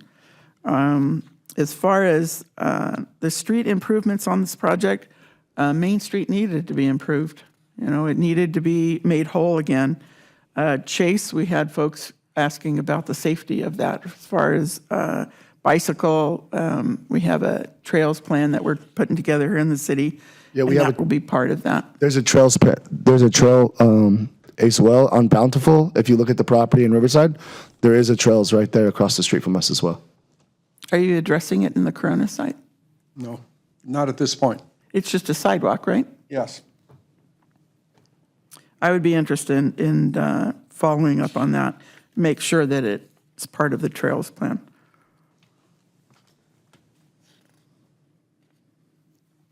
The other concern for the residents were that they have second-story homes. And so on the one side that you have there on the west side, those are 11-foot windows facing directly 4 of those homes on Plumwood. Can you talk about those windows? Yeah, so one of the biggest compliment that we have at our facility in Riverside is that people that are doing cardio, they're not facing a wall. So they just like to look out. We are definitely would like to landscape it any way you'd like. So if there is a window, like we did that in Riverside, there was a gentleman that said, well, when we're built, we'll bring you in here. And if you can see inside your window from where this window is, we have no problem landscaping it as well. I think our window's approximately 230 feet from our location of the front of the building to the farthest building, the 2-story that you're talking about. I have a landscape architect here we talked to earlier today, and in fact, we do have some trees that are in front of our window.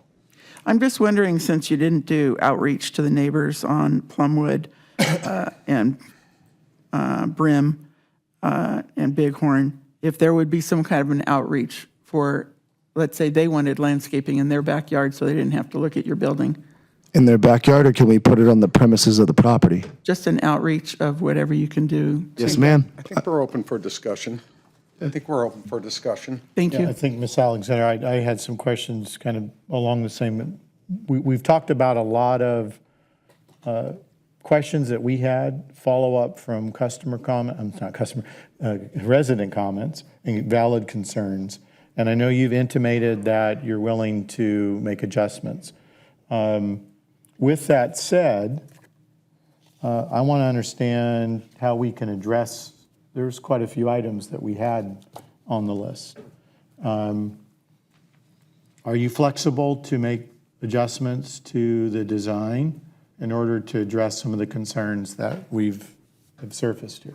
You know, I think our design is pretty solid the way it sits. When you say design, what are we talking? What are you alluding to? Well, so obviously we've talked a lot about landscaping, both obscuring view of neighboring houses.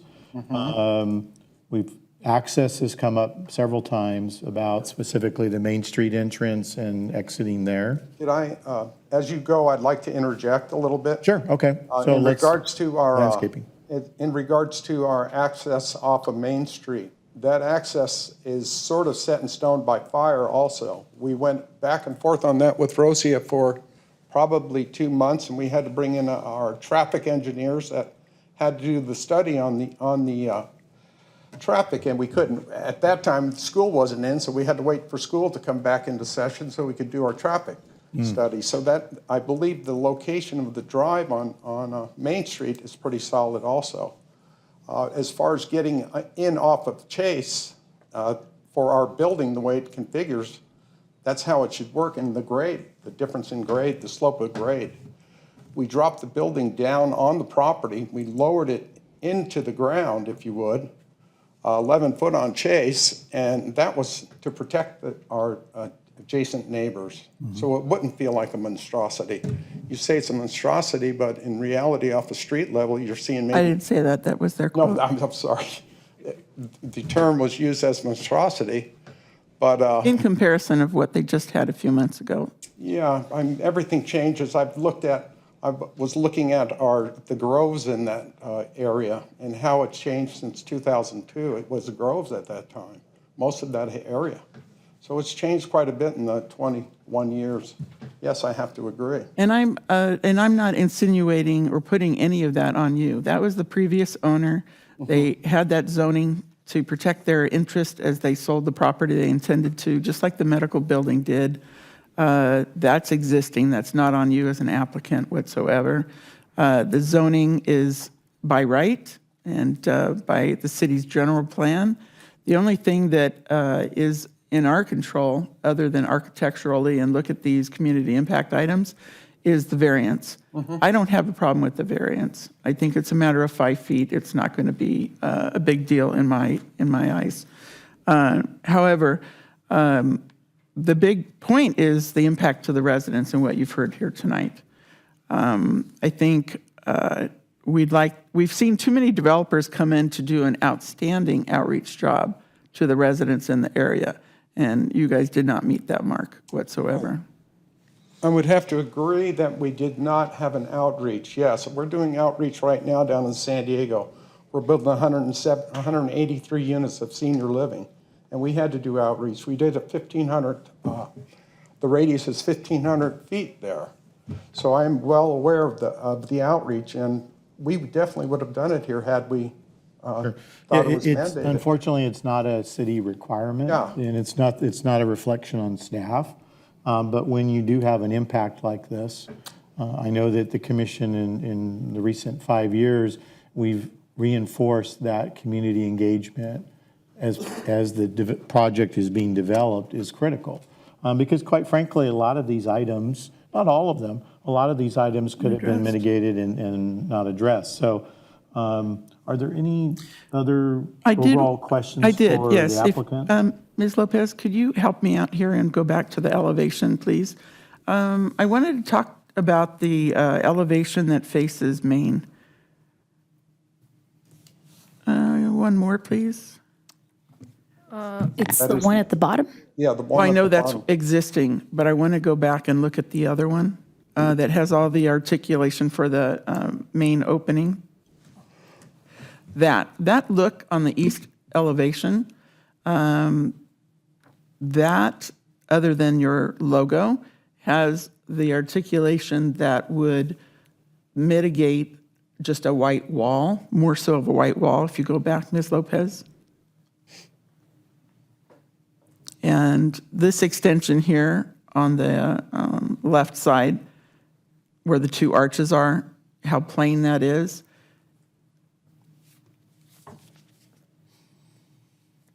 Adding more rock, more articulation on that end of things versus just a white wall. I think we're definitely open to that. I would like Sergio to maybe talk to that, Mike.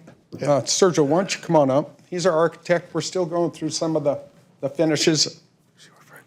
And the only reason why I bring it up is the length of the building facing those residents is so long that it's rather plain there. Where's Sergio? Come on in, Sergio. Thank you for coming good down. evening, everybody. We're open to discussion about enhancements or touching up the elevations as necessary. Okay, I'd like to see some more to that to break up that long white wall. What would you like to see there? Do you have any recommendations? The rock work that's around the doors or there's not doors there, but the windows there between the trees. Actually wood. Wood, then Yeah, take sorry. that and also emulate it on the left-hand side. So that building has a little bit more features to it than just white walls. So you want a balanced Correct. view? Thank you. Yeah. It's what happens is that wraps around to the kids' play area. We'll look at it. Let me put it that way. I look at elements as they wrap a corner. It's elevations, flat elevations, two-dimensional elevations to me do a disservice to what architecture is. That's why we include a lot of little mini perspectives in there to help people understand what happens in a corner. So yes, So we'll since look at it. nothing happens there on that side, you kind of minimize. It's not, what happens is that's a child's play area. So the half court that's there, there's the inside is the kids' play area. So as it wraps around the corner, we're just being sensitive. If you look at the upper elevation on the top right with the arches and the canopies across, that's area that protects the kids by the half court there. So I'm just trying to figure out a way to wrap that corner so that it doesn't, adding wood paneling to the kids' play area. I don't know that it needs to wrap. It just needs to go up to the corner there. Okay, we'll look at it for sure. Thank you. Anything else? Or I'll stay around for You might as any well other hang out questions. with all of us. Yeah, I'll hang out, no problem. Thanks, Alexander. Anything else for the applicant before we I think close I'm done. public hearing? Thank you.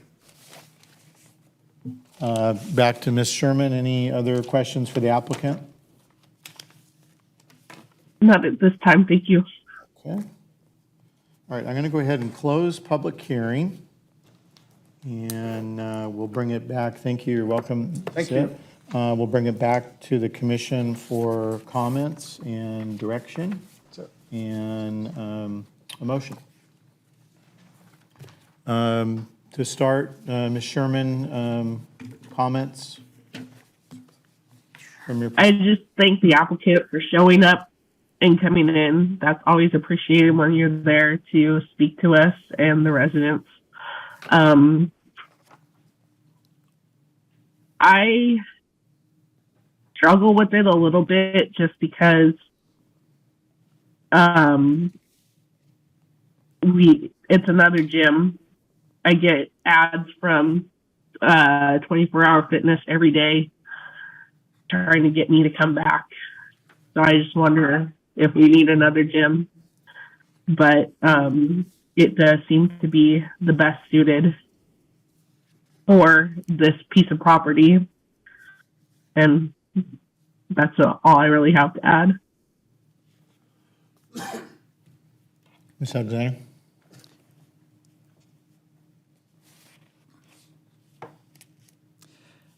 I also share your struggle because of walking the streets and knocking on doors and hearing what they had to say.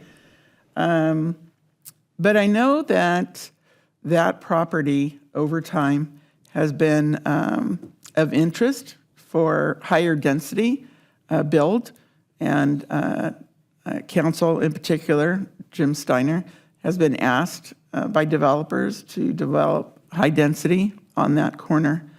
And so I think it's a matter of turning them down to say there's a destination, there is things to do, there's jobs. That's been the focus. So for this to come in under a QP is allowed by right. And I think that I'm not particularly concerned about a variance of 5 feet. I think that the applicant, with our discussion today, has heard loud and clear what we need to protect the residents to the best we can with this build and moving forward. I did want to thank the applicant in that I think it's a good design architecturally. I think it's good looking. It fits the Mountain Gate specific plan. It's consistent with that. I like that Main Street is being improved. That's part of their to-do. I understand that's part of the city requirements. And I was happy to hear some of the compromises. Thank you, Chair. Thank you. So I'll mirror similar comments to my partners. This is by right, but it is also our right and responsibility as a commission to make sure that the product that is provided to the community and the customers of this facility is the best that it can be. And that's why we had the discussion earlier about community engagement. And I'm encouraged by the input from the developer, the applicant, to review and adjust some of the things that were raised by the public. There are going to be security issues. That is part of the world that we live in today. I do feel like in past applications, we've had operational plans provided to us. We have not seen that in this application about how the gym, I have to call it a health club, is going to be operated, because these things will happen. At a 24-hour facility, there will be issues. How large and how big of a concern, who knows? I think mitigation and knowing that they can exist up front is the most important thing, that we go in day one, should this be approved, that they acknowledge that there's going to be security issues and that there's operating programs in place to do it, especially with the configuration of the building. There's a lot of parking and a lot of walking to get into the entrance. And in my mind, should there be an approval, I would like to see some sort of plan that's provided on how to address the security issues. Architecturally, I think the design team's done a very good job of interacting with the staff on the unique shape of the site, meeting the requirements of our municipal code and the building code.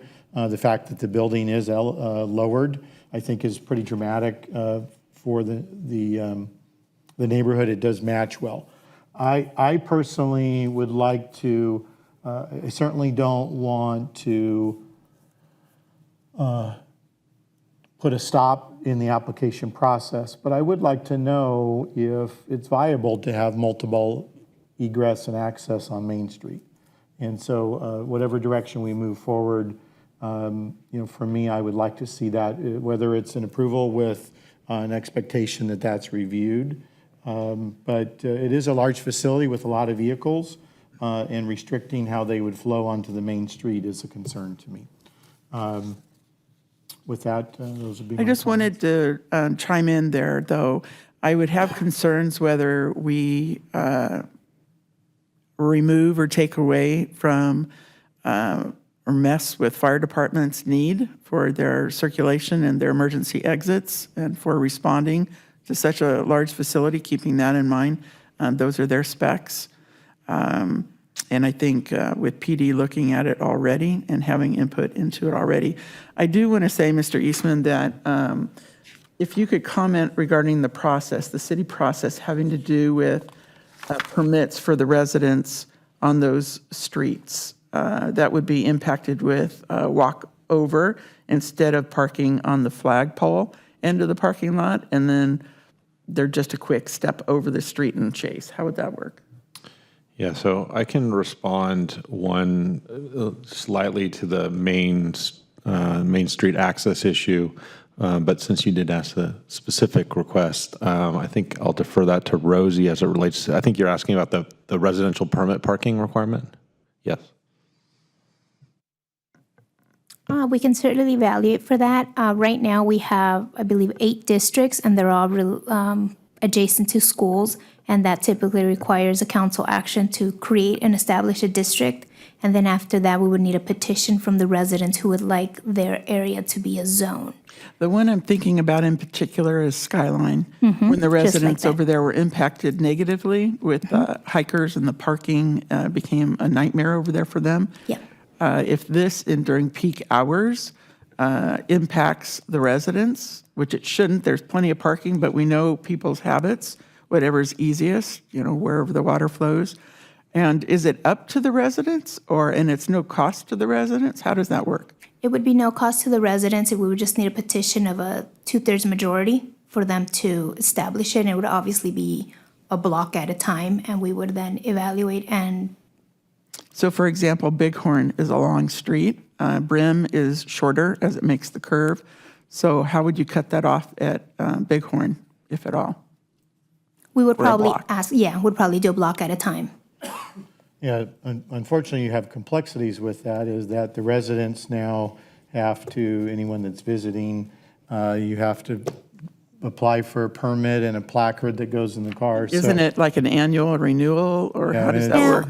No, but the ones by the schools are different than the one for Skyline. The ones by the schools are just during school hours, so it's very easy to, the students, it's for the student nuisance parking. I mean, I agree that the parking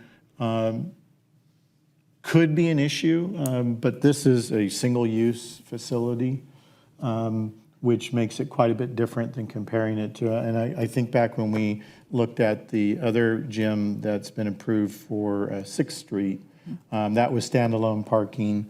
The numbers were even smaller than this. But it was a smaller square footage too. The Smaller square footprint was footage, very for small. sure. It was self-sufficient on site. Yeah. That's what we're trying to achieve, so, all right. Thank you for that.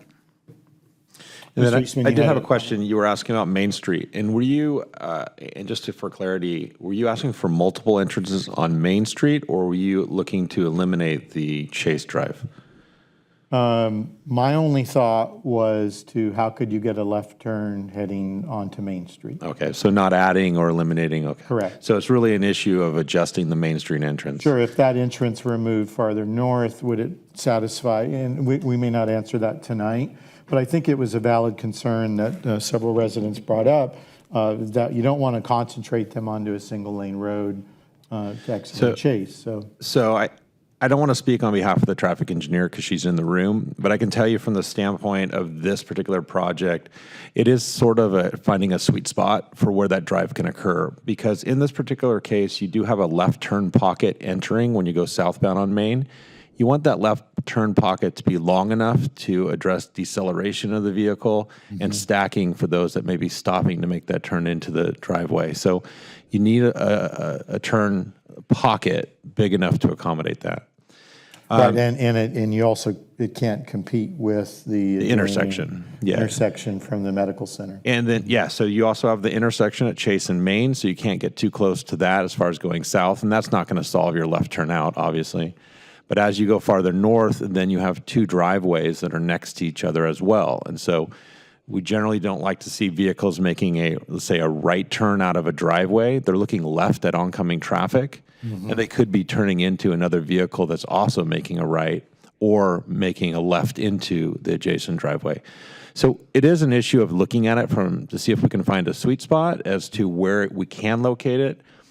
I don't know that we can move it far enough north to be able to get a left turn. So we can look into it, certainly, and work with I guess the that would be my ask, would be just from an exploratory standpoint. This parcel, this 4-acre parcel is OP.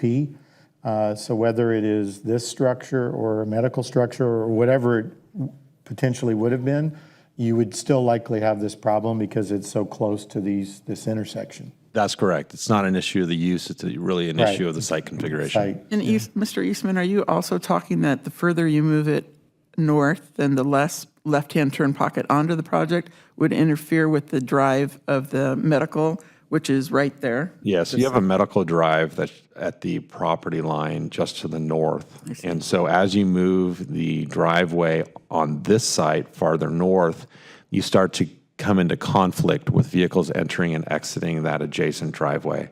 And so those are things we would have to evaluate. And there is a left turn pocket southbound on Main Street to provide access into the site so vehicles are not stopping in the middle of the lane, if you will, to enter the fitness site. They can pull into that and stack in the street for northbound traffic to pass. And so there is a distance that we would want to evaluate to determine that that's adequate for that. And those are things that we can't answer tonight, but things that would need to be considered. I mean, I'd be amenable just to that it's a request to reevaluate that. And if it can occur, then that would, in my mind, Yeah, be we would look at it from the perspective of whether or not we can move the driveway far enough north to allow for a left turn out of that in a safe manner. And I know that we did consider that and look at that when we evaluated the project, because obviously it's not something that's it's not a positive issue. We'd prefer to have full turn movements. And I think that this is where we landed at the best location, but we can look at it again just to verify. I was just trying to understand, are you saying a right turn only is a deterrent to use the Main Street exit and they'll use Chase more likely? Okay. no left turn out to Main. But again, I'm amenable to saying if it can just be reviewed. I don't think I would want that as a condition at this point. But as long as it's an understanding that that's part of the continued evaluation should the project. Yeah, I'm sure the applicant would love to be able to get a left turn out of his driveway too, so I don't think that he would be against discussing that further with us and evaluating it. Do we have a motion? Ms. Sherman? Before we do take a motion, there was some discussion about revisions to the project, and I don't know if we want to have those as a condition of approval or not. I took a lot of notes, but I didn't necessarily write them down as whether they should be conditions or not. The ones that stick out to me is breaking up the elevation on the Main Street frontage. That'd be the west side of the building with some architecture. There was some discussion about security and whether or not a security plan should be provided. And then we had landscaping on the east property line. I think those are the three that stick out the most with me. Yes, so initially I was thinking that the Main Street access should be one, but in further discussion, I think I would be comfortable with just that it's reviewed by staff with the applicant. Business operations, safety and security, the landscaping questions and challenges specifically regarding the upper flag leg, I think we call it. Illumination. Addition of trees and privacy barrier there. And a facade, reviewing the facade on Main Street for more balanced visual appeal. That would include me. And then we also have the illumination of signage. We only specified the west and Yes, I south. think we'll expand, I think. I know the applicant indicated that they would do all side. Expanded to all external illumination. So I would look to the commission to find some wording for direction on that as to what they would like to apply as a condition. I don't think I want any of the signs that are illustrated in the elevation I want them to better match the size of the businesses along Main Street. And I think one that comes to mind is the City of Hope when it went up. It's a large building, and yet the title of who they are is just very neat and small and not that large. As far as illumination, I don't want any of them illuminated because at that Wouldn't the size height. piece be part of the normal signage percentage? Yeah, whatever the standard is, I think Ms. Lopez was We saying. would be that- following the signage standard regardless, correct? That's correct. So the signage within the Mountain Gate specific plan calls for an enterprise signs to be maximum 2 square feet per lineal foot of frontage, up to 200, maximum 200 square feet for major tenants. The major tenants would be 6,000 square feet of floor area or more, so they could not exceed 200 square feet per building face. And so that essentially would reduce their current signs to about half the size. I'm sorry, can you say that part again? Yes, they could not exceed 2 square feet per lineal foot of building frontage. What is the So- lineal footage on that west side? The lineal, let's see, they would not be able to exceed maximum 200 square feet. I think the lineal on that I believe side, it's 224 feet, if I'm blowing this up accurately, for the west side of the building. Ms. Alexander, looking at the elevations, isn't the greater issue the illumination? So the signage doesn't seem to be oversized for the building that we Well, have. whatever the standard is, that's what my preference is. As far as the lighting, that is the overarching Okay, yeah, I would concern. agree with that. Yeah. Yeah, they'll be required to comply with the design standards and the code requirements for signage. They're not asking for a variance or a deviation. Okay. So you were asking for language on a motion if we had conditional language. So let's start with the signage that So you would amend, regarding the signage, you would amend the staff's condition of approval to be applicable to all sides of the building. All signage would be All exterior signage. illumination. Okay. Correct. And that landscaping, where it impacts View for view residents. of residents. So that would be on the east face, the That top would be right of the Plumwood dogleg. Plumwood on the west, Brim Right. on the south, Bighorn on the south, and Citricato Ranch on the east. So the discussion, the easy one would be the drainage culvert, but the more difficult one would be just reviewing, managing obscurity of the windows, right, to view into the facility. It probably comes down to location of the trees and the size of the trees more than anything. So we would ask the applicant to prepare a view line of sight plan and address Yeah, and then any provide that to staff. I don't think. I issues believe through a that we- landscape plan. Absolutely, and we can allow staff to review that with the intent of our condition. And if needed, that would include the outreach to the residents on those streets. Okay, yeah, we can definitely include some kind of notification of the applicant, of the property owners on those streets, that there's a consideration of landscape plan improvements, and so that they can contact staff and see what those are. Right. That'd be And great. we'll The give next them a one- timeline on that too. Sure, the next one would be safety and security operational procedures. They may have it, but in previous applications before us, we've actually seen those. So I would say to provide to staff an acceptable safety and security operation procedure. Interior and exterior. Sure. Understood. What else was on there? And the last one was the conversation of the facade. So just, do we want to make that a condition or just? I make do. that a I don't staff? want the residents to have to look at a white wall. So address to review the west face of the building. So they would submit Provide a to, more balance. they would submit to staff revisions to the Main Street elevation to address a more aesthetically pleasing So appearance. eloquently stated, Got so, it. yes. Mr. Staff would be Reese. happy to review with the applicant. Yep. Yeah. Ms. Sherman, did we miss something? No, I think we have all the conditions in there, but I don't know if I can spit that all out again. All right. Let's see here. I'll go ahead and make a motion that this is on the precise plan, that we approve the precise plan.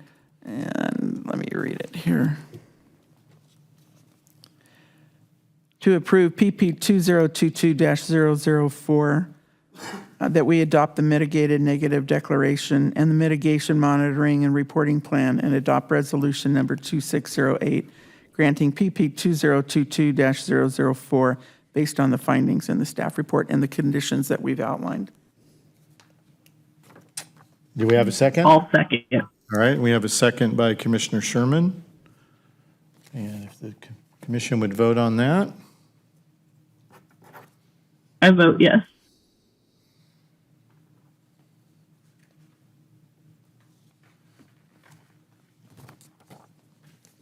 All right, the motion with the conditions added passes. We'll move to the next item, which we have already discussed, but procedurally, we should move through it for any comment. The next item is V 2022-0002, which is a variance application requesting a variance from Section 945 of the Mountain Gate Specific Plan to reduce the minimum front yard setback requirement from 20 feet to 15 feet along Chase Drive. In conjunction with a new 52,423 square foot health club facility, proposed at 2895 South Main Street within the quasi-public designation of the Mountain Gate Specific Plan. Ms. Rocio has already provided the report. I do need to just open for public hearing. We have not received any more speaker cards, but I would like to open public hearing. Ms. Capia, any additional cards, No, Chair. comments received? We do have a hand up? Sure, come on up. Just if you'd please introduce yourself. I know it gets a little confusing when we combine, so I want to make sure we offer the proper. Thank you again. My name's Kathy Thompson. Just a couple of comments based on what I've been hearing. One thing, I may have misheard 53,000 square feet building, right? I don't know what the capacity is for their clients, but we have 63 parking spaces in the parking lot, right? I don't know. That, to me, my question would be, how many people are actually allowed to be a member of this health club or gym, whatever it is? Not to interrupt you, I'm sorry. It's actually, what's being provided is 278 parking spaces. 278? Yes, correct. Okay, thank you. What was required was 263. Okay. You can see, Okay. sorry, I just Sure. wanted to. No make sure worries, you I had the right appreciate it, because there's just a lot I'm trying to catch. Sure. I do believe the neighbors have been vigilant. Over the years, we've been watching these come and go and trying to protect our neighborhoods so that there's not drive-by through traffic and people. I've been tracking this since 2004. And there's several other people who have been as well. So the neighbors have been vigilant. Speaking up for their safety, their kids, their property values, all of that sort of thing. The access from Chase, the driveway, being said that it is for fire codes, then I believe that that access can be chained. And the fire department would have a key to access if needed, but then we would not have that drive-through traffic. So that would be a comment I have. Speaking of the point of the neighbors being vigilant, we've also, over the years, put several blockades on Chase, right? Yes? Blockades? Blockades through Chase. It used to go all the way down, and it was originally planned, I believe, to go all the way to Foothill. But we've blocked it going to Foothill, and it's blocked, what is that, like Hudson or whatever it is down there? Just to stop the drive-through. So people have been vigilant and trying to keep that at bay. So those are things that the community and the city has done to mitigate people driving through. All right, what's this? Are you saying outside of a block party type of blockade, a temporary? No, You're saying there's those, permanent? somebody want to help me with where that street that is? I think what she's saying is that the road has created some dead ends, cul-de-sacs, to eliminate through traffic. I think Oh, I that's what see. she's trying to say. Yeah, thank you. So I do believe maybe the solution here would be the chains or blocking it just for emergency vehicles. It is not an egress or access point for customers through our neighborhoods. Kids are out there playing, they're riding their bikes, people are walking their dogs. This is the community coming out at night. People rushing to and from workouts, or even parking up on our street, which is definitely a concern. And safety, geez. Okay, that's my 2 cents. I do have all this information from 2004. Be happy to talk about it again as to what was discussed in the meetings. We had side meetings after the petitions of close to 100 people signed in their concern for the access from Bighorn onto the Chase for the quasi-public building. So please, Kathy Thompson, I'll shoot you an email, Great. but I'd love to talk about it. Yes, please, we would like to know that. All right, thank you. Thank you. I did want to comment to that a little bit after those comments were brought up when we spoke. And what I did do is I spoke to Rosie, Traffic Engineering, and if there are any further development or improvements on Chase, that would trigger a traffic study on their behalf. And so that will, now they're here and they're monitoring it. That's going to be another thing on their radar. But the other point was, as far as cut through, I did go on Foothill, various points east of your big, Yes. your street. Okay. And Atwood. And Yeah. so I went to various Atwood. points and I did put in the address as if I was driving. It wasn't peak time, mind you. But the 4 different locations I went at various lengths, distances, south and east of it, none of them cut through Atwood. And, Yeah, Adwick? Yeah. None of them did. Well, okay. But it wasn't the right conditions. I understand what you're saying with the backup at school in the morning and with, if this was to open up, then that would be the complications there. Right, with the well, traffic levels. and these are neighborhood community people who know the neighborhoods. I just wanted you to be aware that I was checking. No, I appreciate the work that you have done. I've been listening, and I do appreciate the due diligence you have shown through this. But I do realize that these are community people who will be using this facility, and they are going to know the roads, how to get there and how to sneak in so they don't have less of a hassle. I don't know if even sharing the driveway between the other healthcare and this quasi-public would be something to look at. Thank you. Thank you. Thank you. I think I saw a hand up, public comment. Sure, come on down.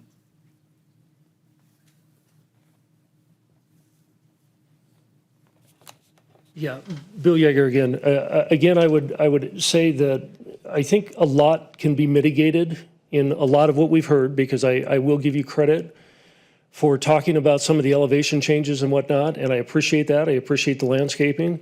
But the key to all of this is going to be that access off of Chase Drive. Now, as I look at the site plan, and I know you're looking for a fire exit and entry for emergency vehicles, and I understand that, being law enforcement, I understand that. That can easily be accomplished if you go to the south side of that parking lot and you drop into the medical facility. If that also became an exit ramp, if you will, for the gym, that gives you those two turn bays. You don't have to change the turn that's already in your site plan on Main Street. You would be cutting into the medical facility, which already has a secondary escape route, if you will. That's also for fire and for emergency vehicles.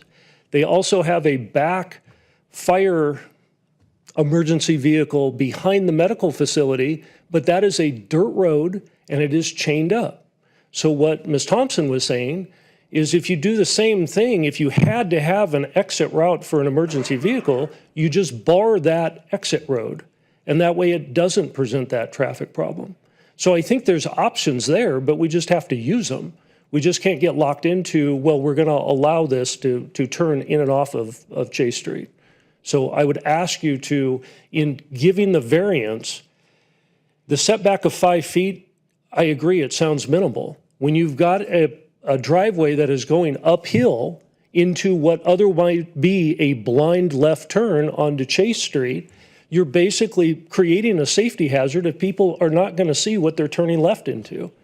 That is your safety hazard. So I would ask the commission to at least get those answers about Chase before we just approve variances and allow this to move forward.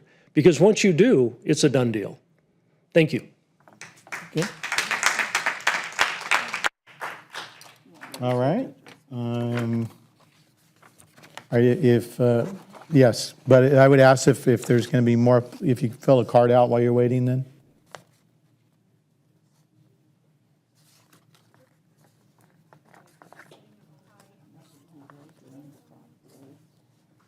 I'm going to go back to onto the gym where it's a 24 hours.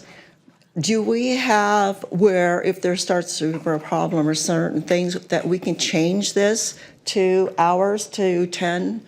You know, I mean, we're going to have cars that are parking with the radios. You have people sitting in their cars with their talking on their cell phones, which the speakers are sitting. You can hear conversations in parking lots with people. So I'm wondering, with all the noise from people sitting listening to radios, sitting outside chit-chatting, you know, what is it that we can change if we don't like this? Are we set and stuck in with the 24-hour? Because right now we're having, you know, it looks like a shopping center on the inside. You know, all these different, shopping things, clothing, gosh, we need to buy more clothes, you know, health care, all these things. Do we really need a shopping center, or do we just need some place to work out, do what we need to do, and be gone? I don't think we need 52,423 square foot center right there. We can make it smaller, and they'll have more room for other things. But this is not it. And I don't believe 24-hour fitness needs to be there. I think it should be able to be changed. I understand for the healthcare, we have, different things like that in our family, but no, not right here. There are places that you can go in and you have a key, you go in with other centers. You don't have to have it here. And it doesn't need to be 52,000 or 423 square feet. It's like a shopping center inside of this with small parking. You're going to be coming in and out of this off of Bighorn. And right now they have 2 driveways that lead there. You see the 2 driveways. It can be farther down to the right. I'm sorry. There you go. I just don't want it to be forever that this is what we have to have.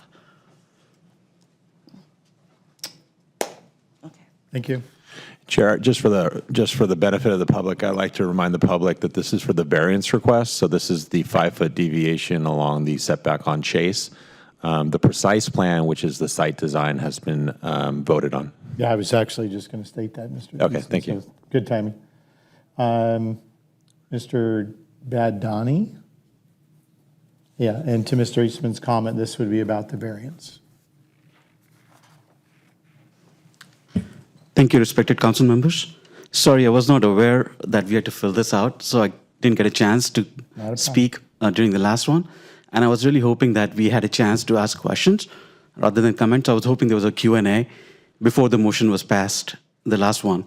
So just a quick comments, if you will, please. So I live off Brim Street, 139 Brim Street, just off, this building is going to face a beautiful house, a balcony, which we have on the top floor. And one thing which bothers us, it's been a very beautiful city and neighborhood we live in. I really love it. I've moved here from Orange County and would never move out back to Orange County. And one thing which we liked was the peacefulness of this particular neighborhood. And this thing which we are extending the variance, I believe it's city property, which would be given to which will come under the lot of this new business which is coming in. I believe the zoning, like you said, they have the right to build something, but to approve a structure is something which falls on the city council. So why on earth would we replace one residential 4-acre lot with something which is going to take now 300, 250 plus cars in a small residential property? I just don't get it why this was approved in the first place, why the residentials were never even reached out. The only pamphlet we received was for orange harvesting, but there was no mention of that there's a fitness center coming in. And one other comment was on this particular variance, is nobody mentioned about the child safety or possible, other criminal acts or even abductions happening. Our kids use it to actually drive or walk to school or ride their bikes in that particular Chase section. Now, if you open it up for additional parking or something, or cars are going to get a chance to stop or slow down there and possibly cause harm to our kids who are playing there or riding the bikes or the skateboards. So I would definitely oppose this Chase drive. And I agree with a lot of commenters here who said, yes, it could be locked, chained, that particular access, or use the common entrance, which is on the hospital side, for both going into the hospital, the medical center, or to this facility. And one last, why does it have to be 52,000 square feet? 26,000 square feet is a huge area. Why can't it be a one-story? Everybody in the neighborhood would be happy to support something like this, which does not cause our views or our city lights to be obstructed, and also will create a smaller footprint in terms of traffic. Thank you. Thank you. And we have a Leticia Griego, or Leticia, sorry.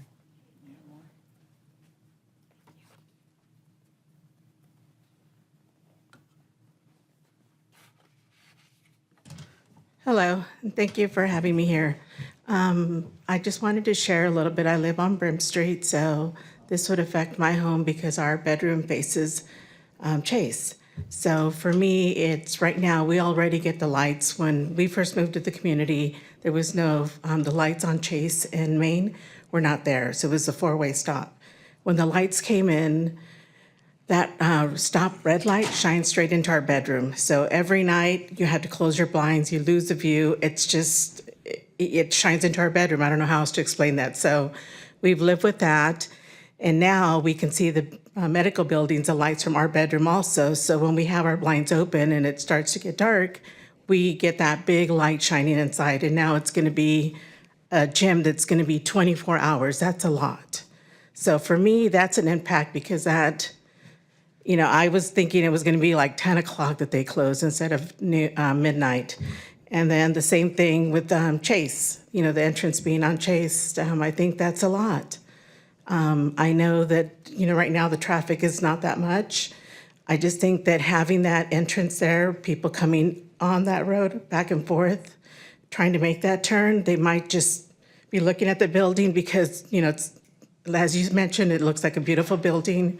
But I think that people will be looking, and when you look, you turn your wheel, cause an accident. There has been some accidents there at that corner.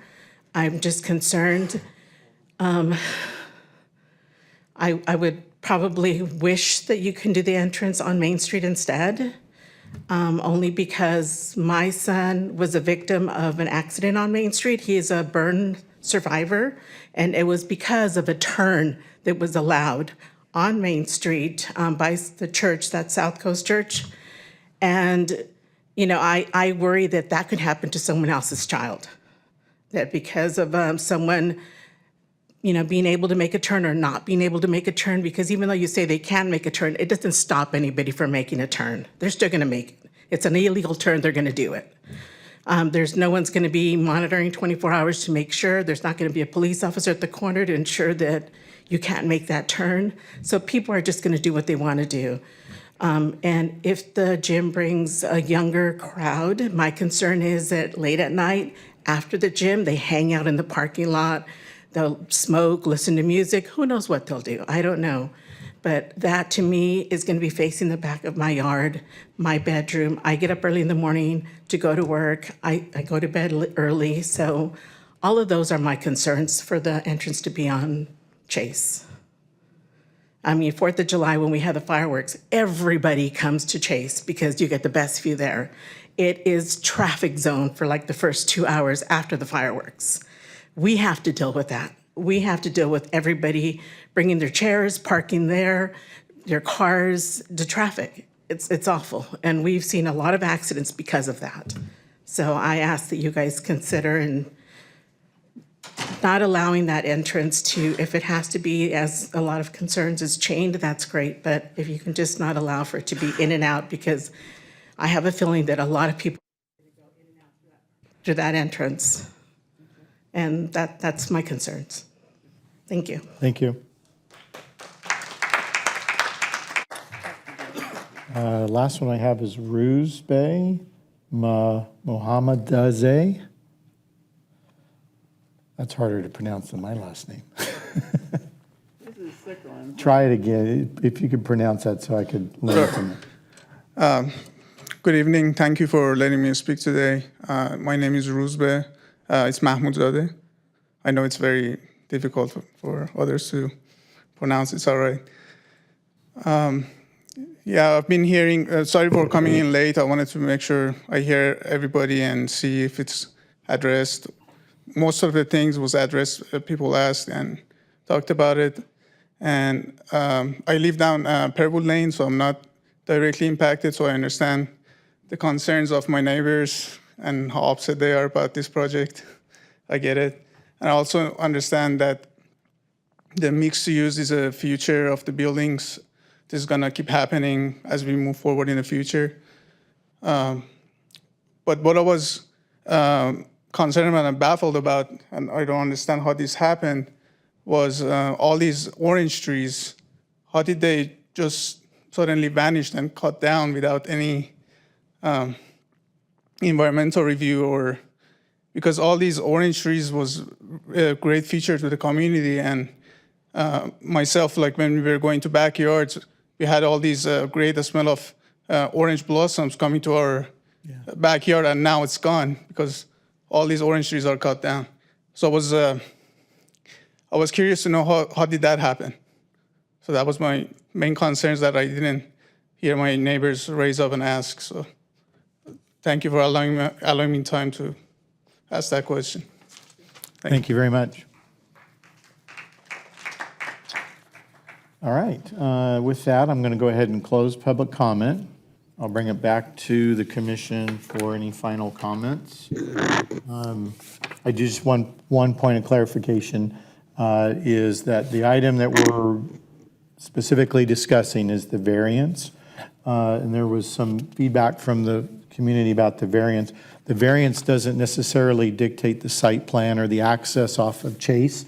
All it really does is allow for the dimensions of the site itself, if you will. So with that, I'll go to Ms. Alexander, and then we can go to Ms. Sherman, and then I'll make any comments. Okay, thank you, Chair. Again, 5 feet isn't, I've mentioned it before, to me is not, I know that the project together needs the variant, and that's on our shoulders. I think the 5 feet is not an issue for me, as I stated before. It has been a shock to see the trees go away. I think that was the most shocking thing. The word shock comes up a lot on this project. And it's unfortunate, but it was the owner before this owner, current owner, who was able to get the zone change for this QP status. So the new owner was able to put forward this project as part of the application process. Yeah, just personal note, I moved to Corona with my family, and that was the greatest thing, is south of Ontario, all the orange blossoms, all the citrus blossoms would waft over to my street, and that was a great memory. And that's part of going from 32,000 when we moved here to almost 170 now. So we definitely have seen changes over the years. As far as the variance, that would be my only comment, is I don't see a problem with it. All right, Ms. Sherman? I have no comment or issues with the variance. Okay, so I'll comment on the variance part. I don't have a specific issue with the 5 feet variance. There are a couple components here that are interesting in that it abuts a parkway that, or a greenbelt area that will be installed. And actually, when you add even the 15 feet remaining plus the 24, there's a 39-foot parkway between the curb and the retaining wall before it even drops down to the parking below. And in previous, we've had several variances brought before us that really change the physical and the visible footprint and put the structure or whatever it was that was before us directly right on it. The fact that it's 39 feet away, to me, that specifically is not an issue. Interestingly, if this building was facing Main Street as the main frontage, there would be no variances at all. It's really by municipal code that forced it to this. Speaking just to the public comment, there, don't want to capture this indirectly, but it is unfortunate. We sit here and we see the trees cut down in those pictures, and there are lots of things that cities can do, but I think it is a component of developers, homeowners, landowners. Many of the landowners in the city are the ones that are involved in this and other projects to understand that they do impact the community. And I'm not going to question if there was a come collect your oranges notification or not, but that would be something that certainly should have been well known.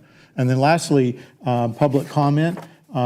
This information does get communicated by law. We have a notification that any project that's impacting anywhere in the neighborhood within 500 feet of that property line, every one of those homeowners should have been notified of that, and that is part of the process.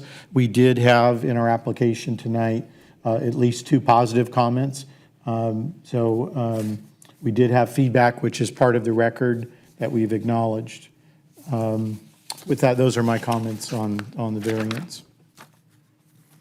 All right, well, Chair, if it's all right, I'll go ahead and make a motion to approve the variance, section 9.4.5 of the Mountain Gate specific plan, reduce the minimum front yard setback requirement from 20 feet to 15 feet along Chase in conjunction with a new 52,423 square foot health club facility, 2895 South Main Street within the QP designation, Mountain Gate specific plan.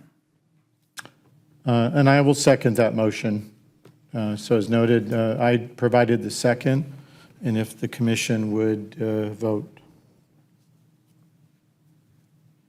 I'll vote yes.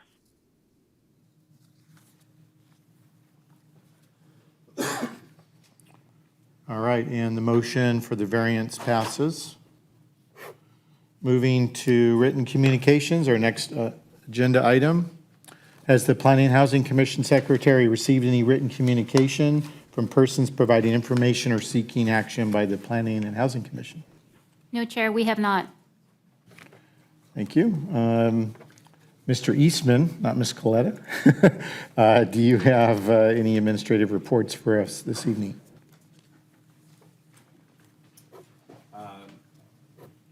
No, I don't have any administrative reports for you. Okay, and for Planning and Housing Commissioners' reports and comments, at our last meeting, we asked for guidance on annual elections of chair and vice chair, and I understand, Mr. Eastman, you have some information for us?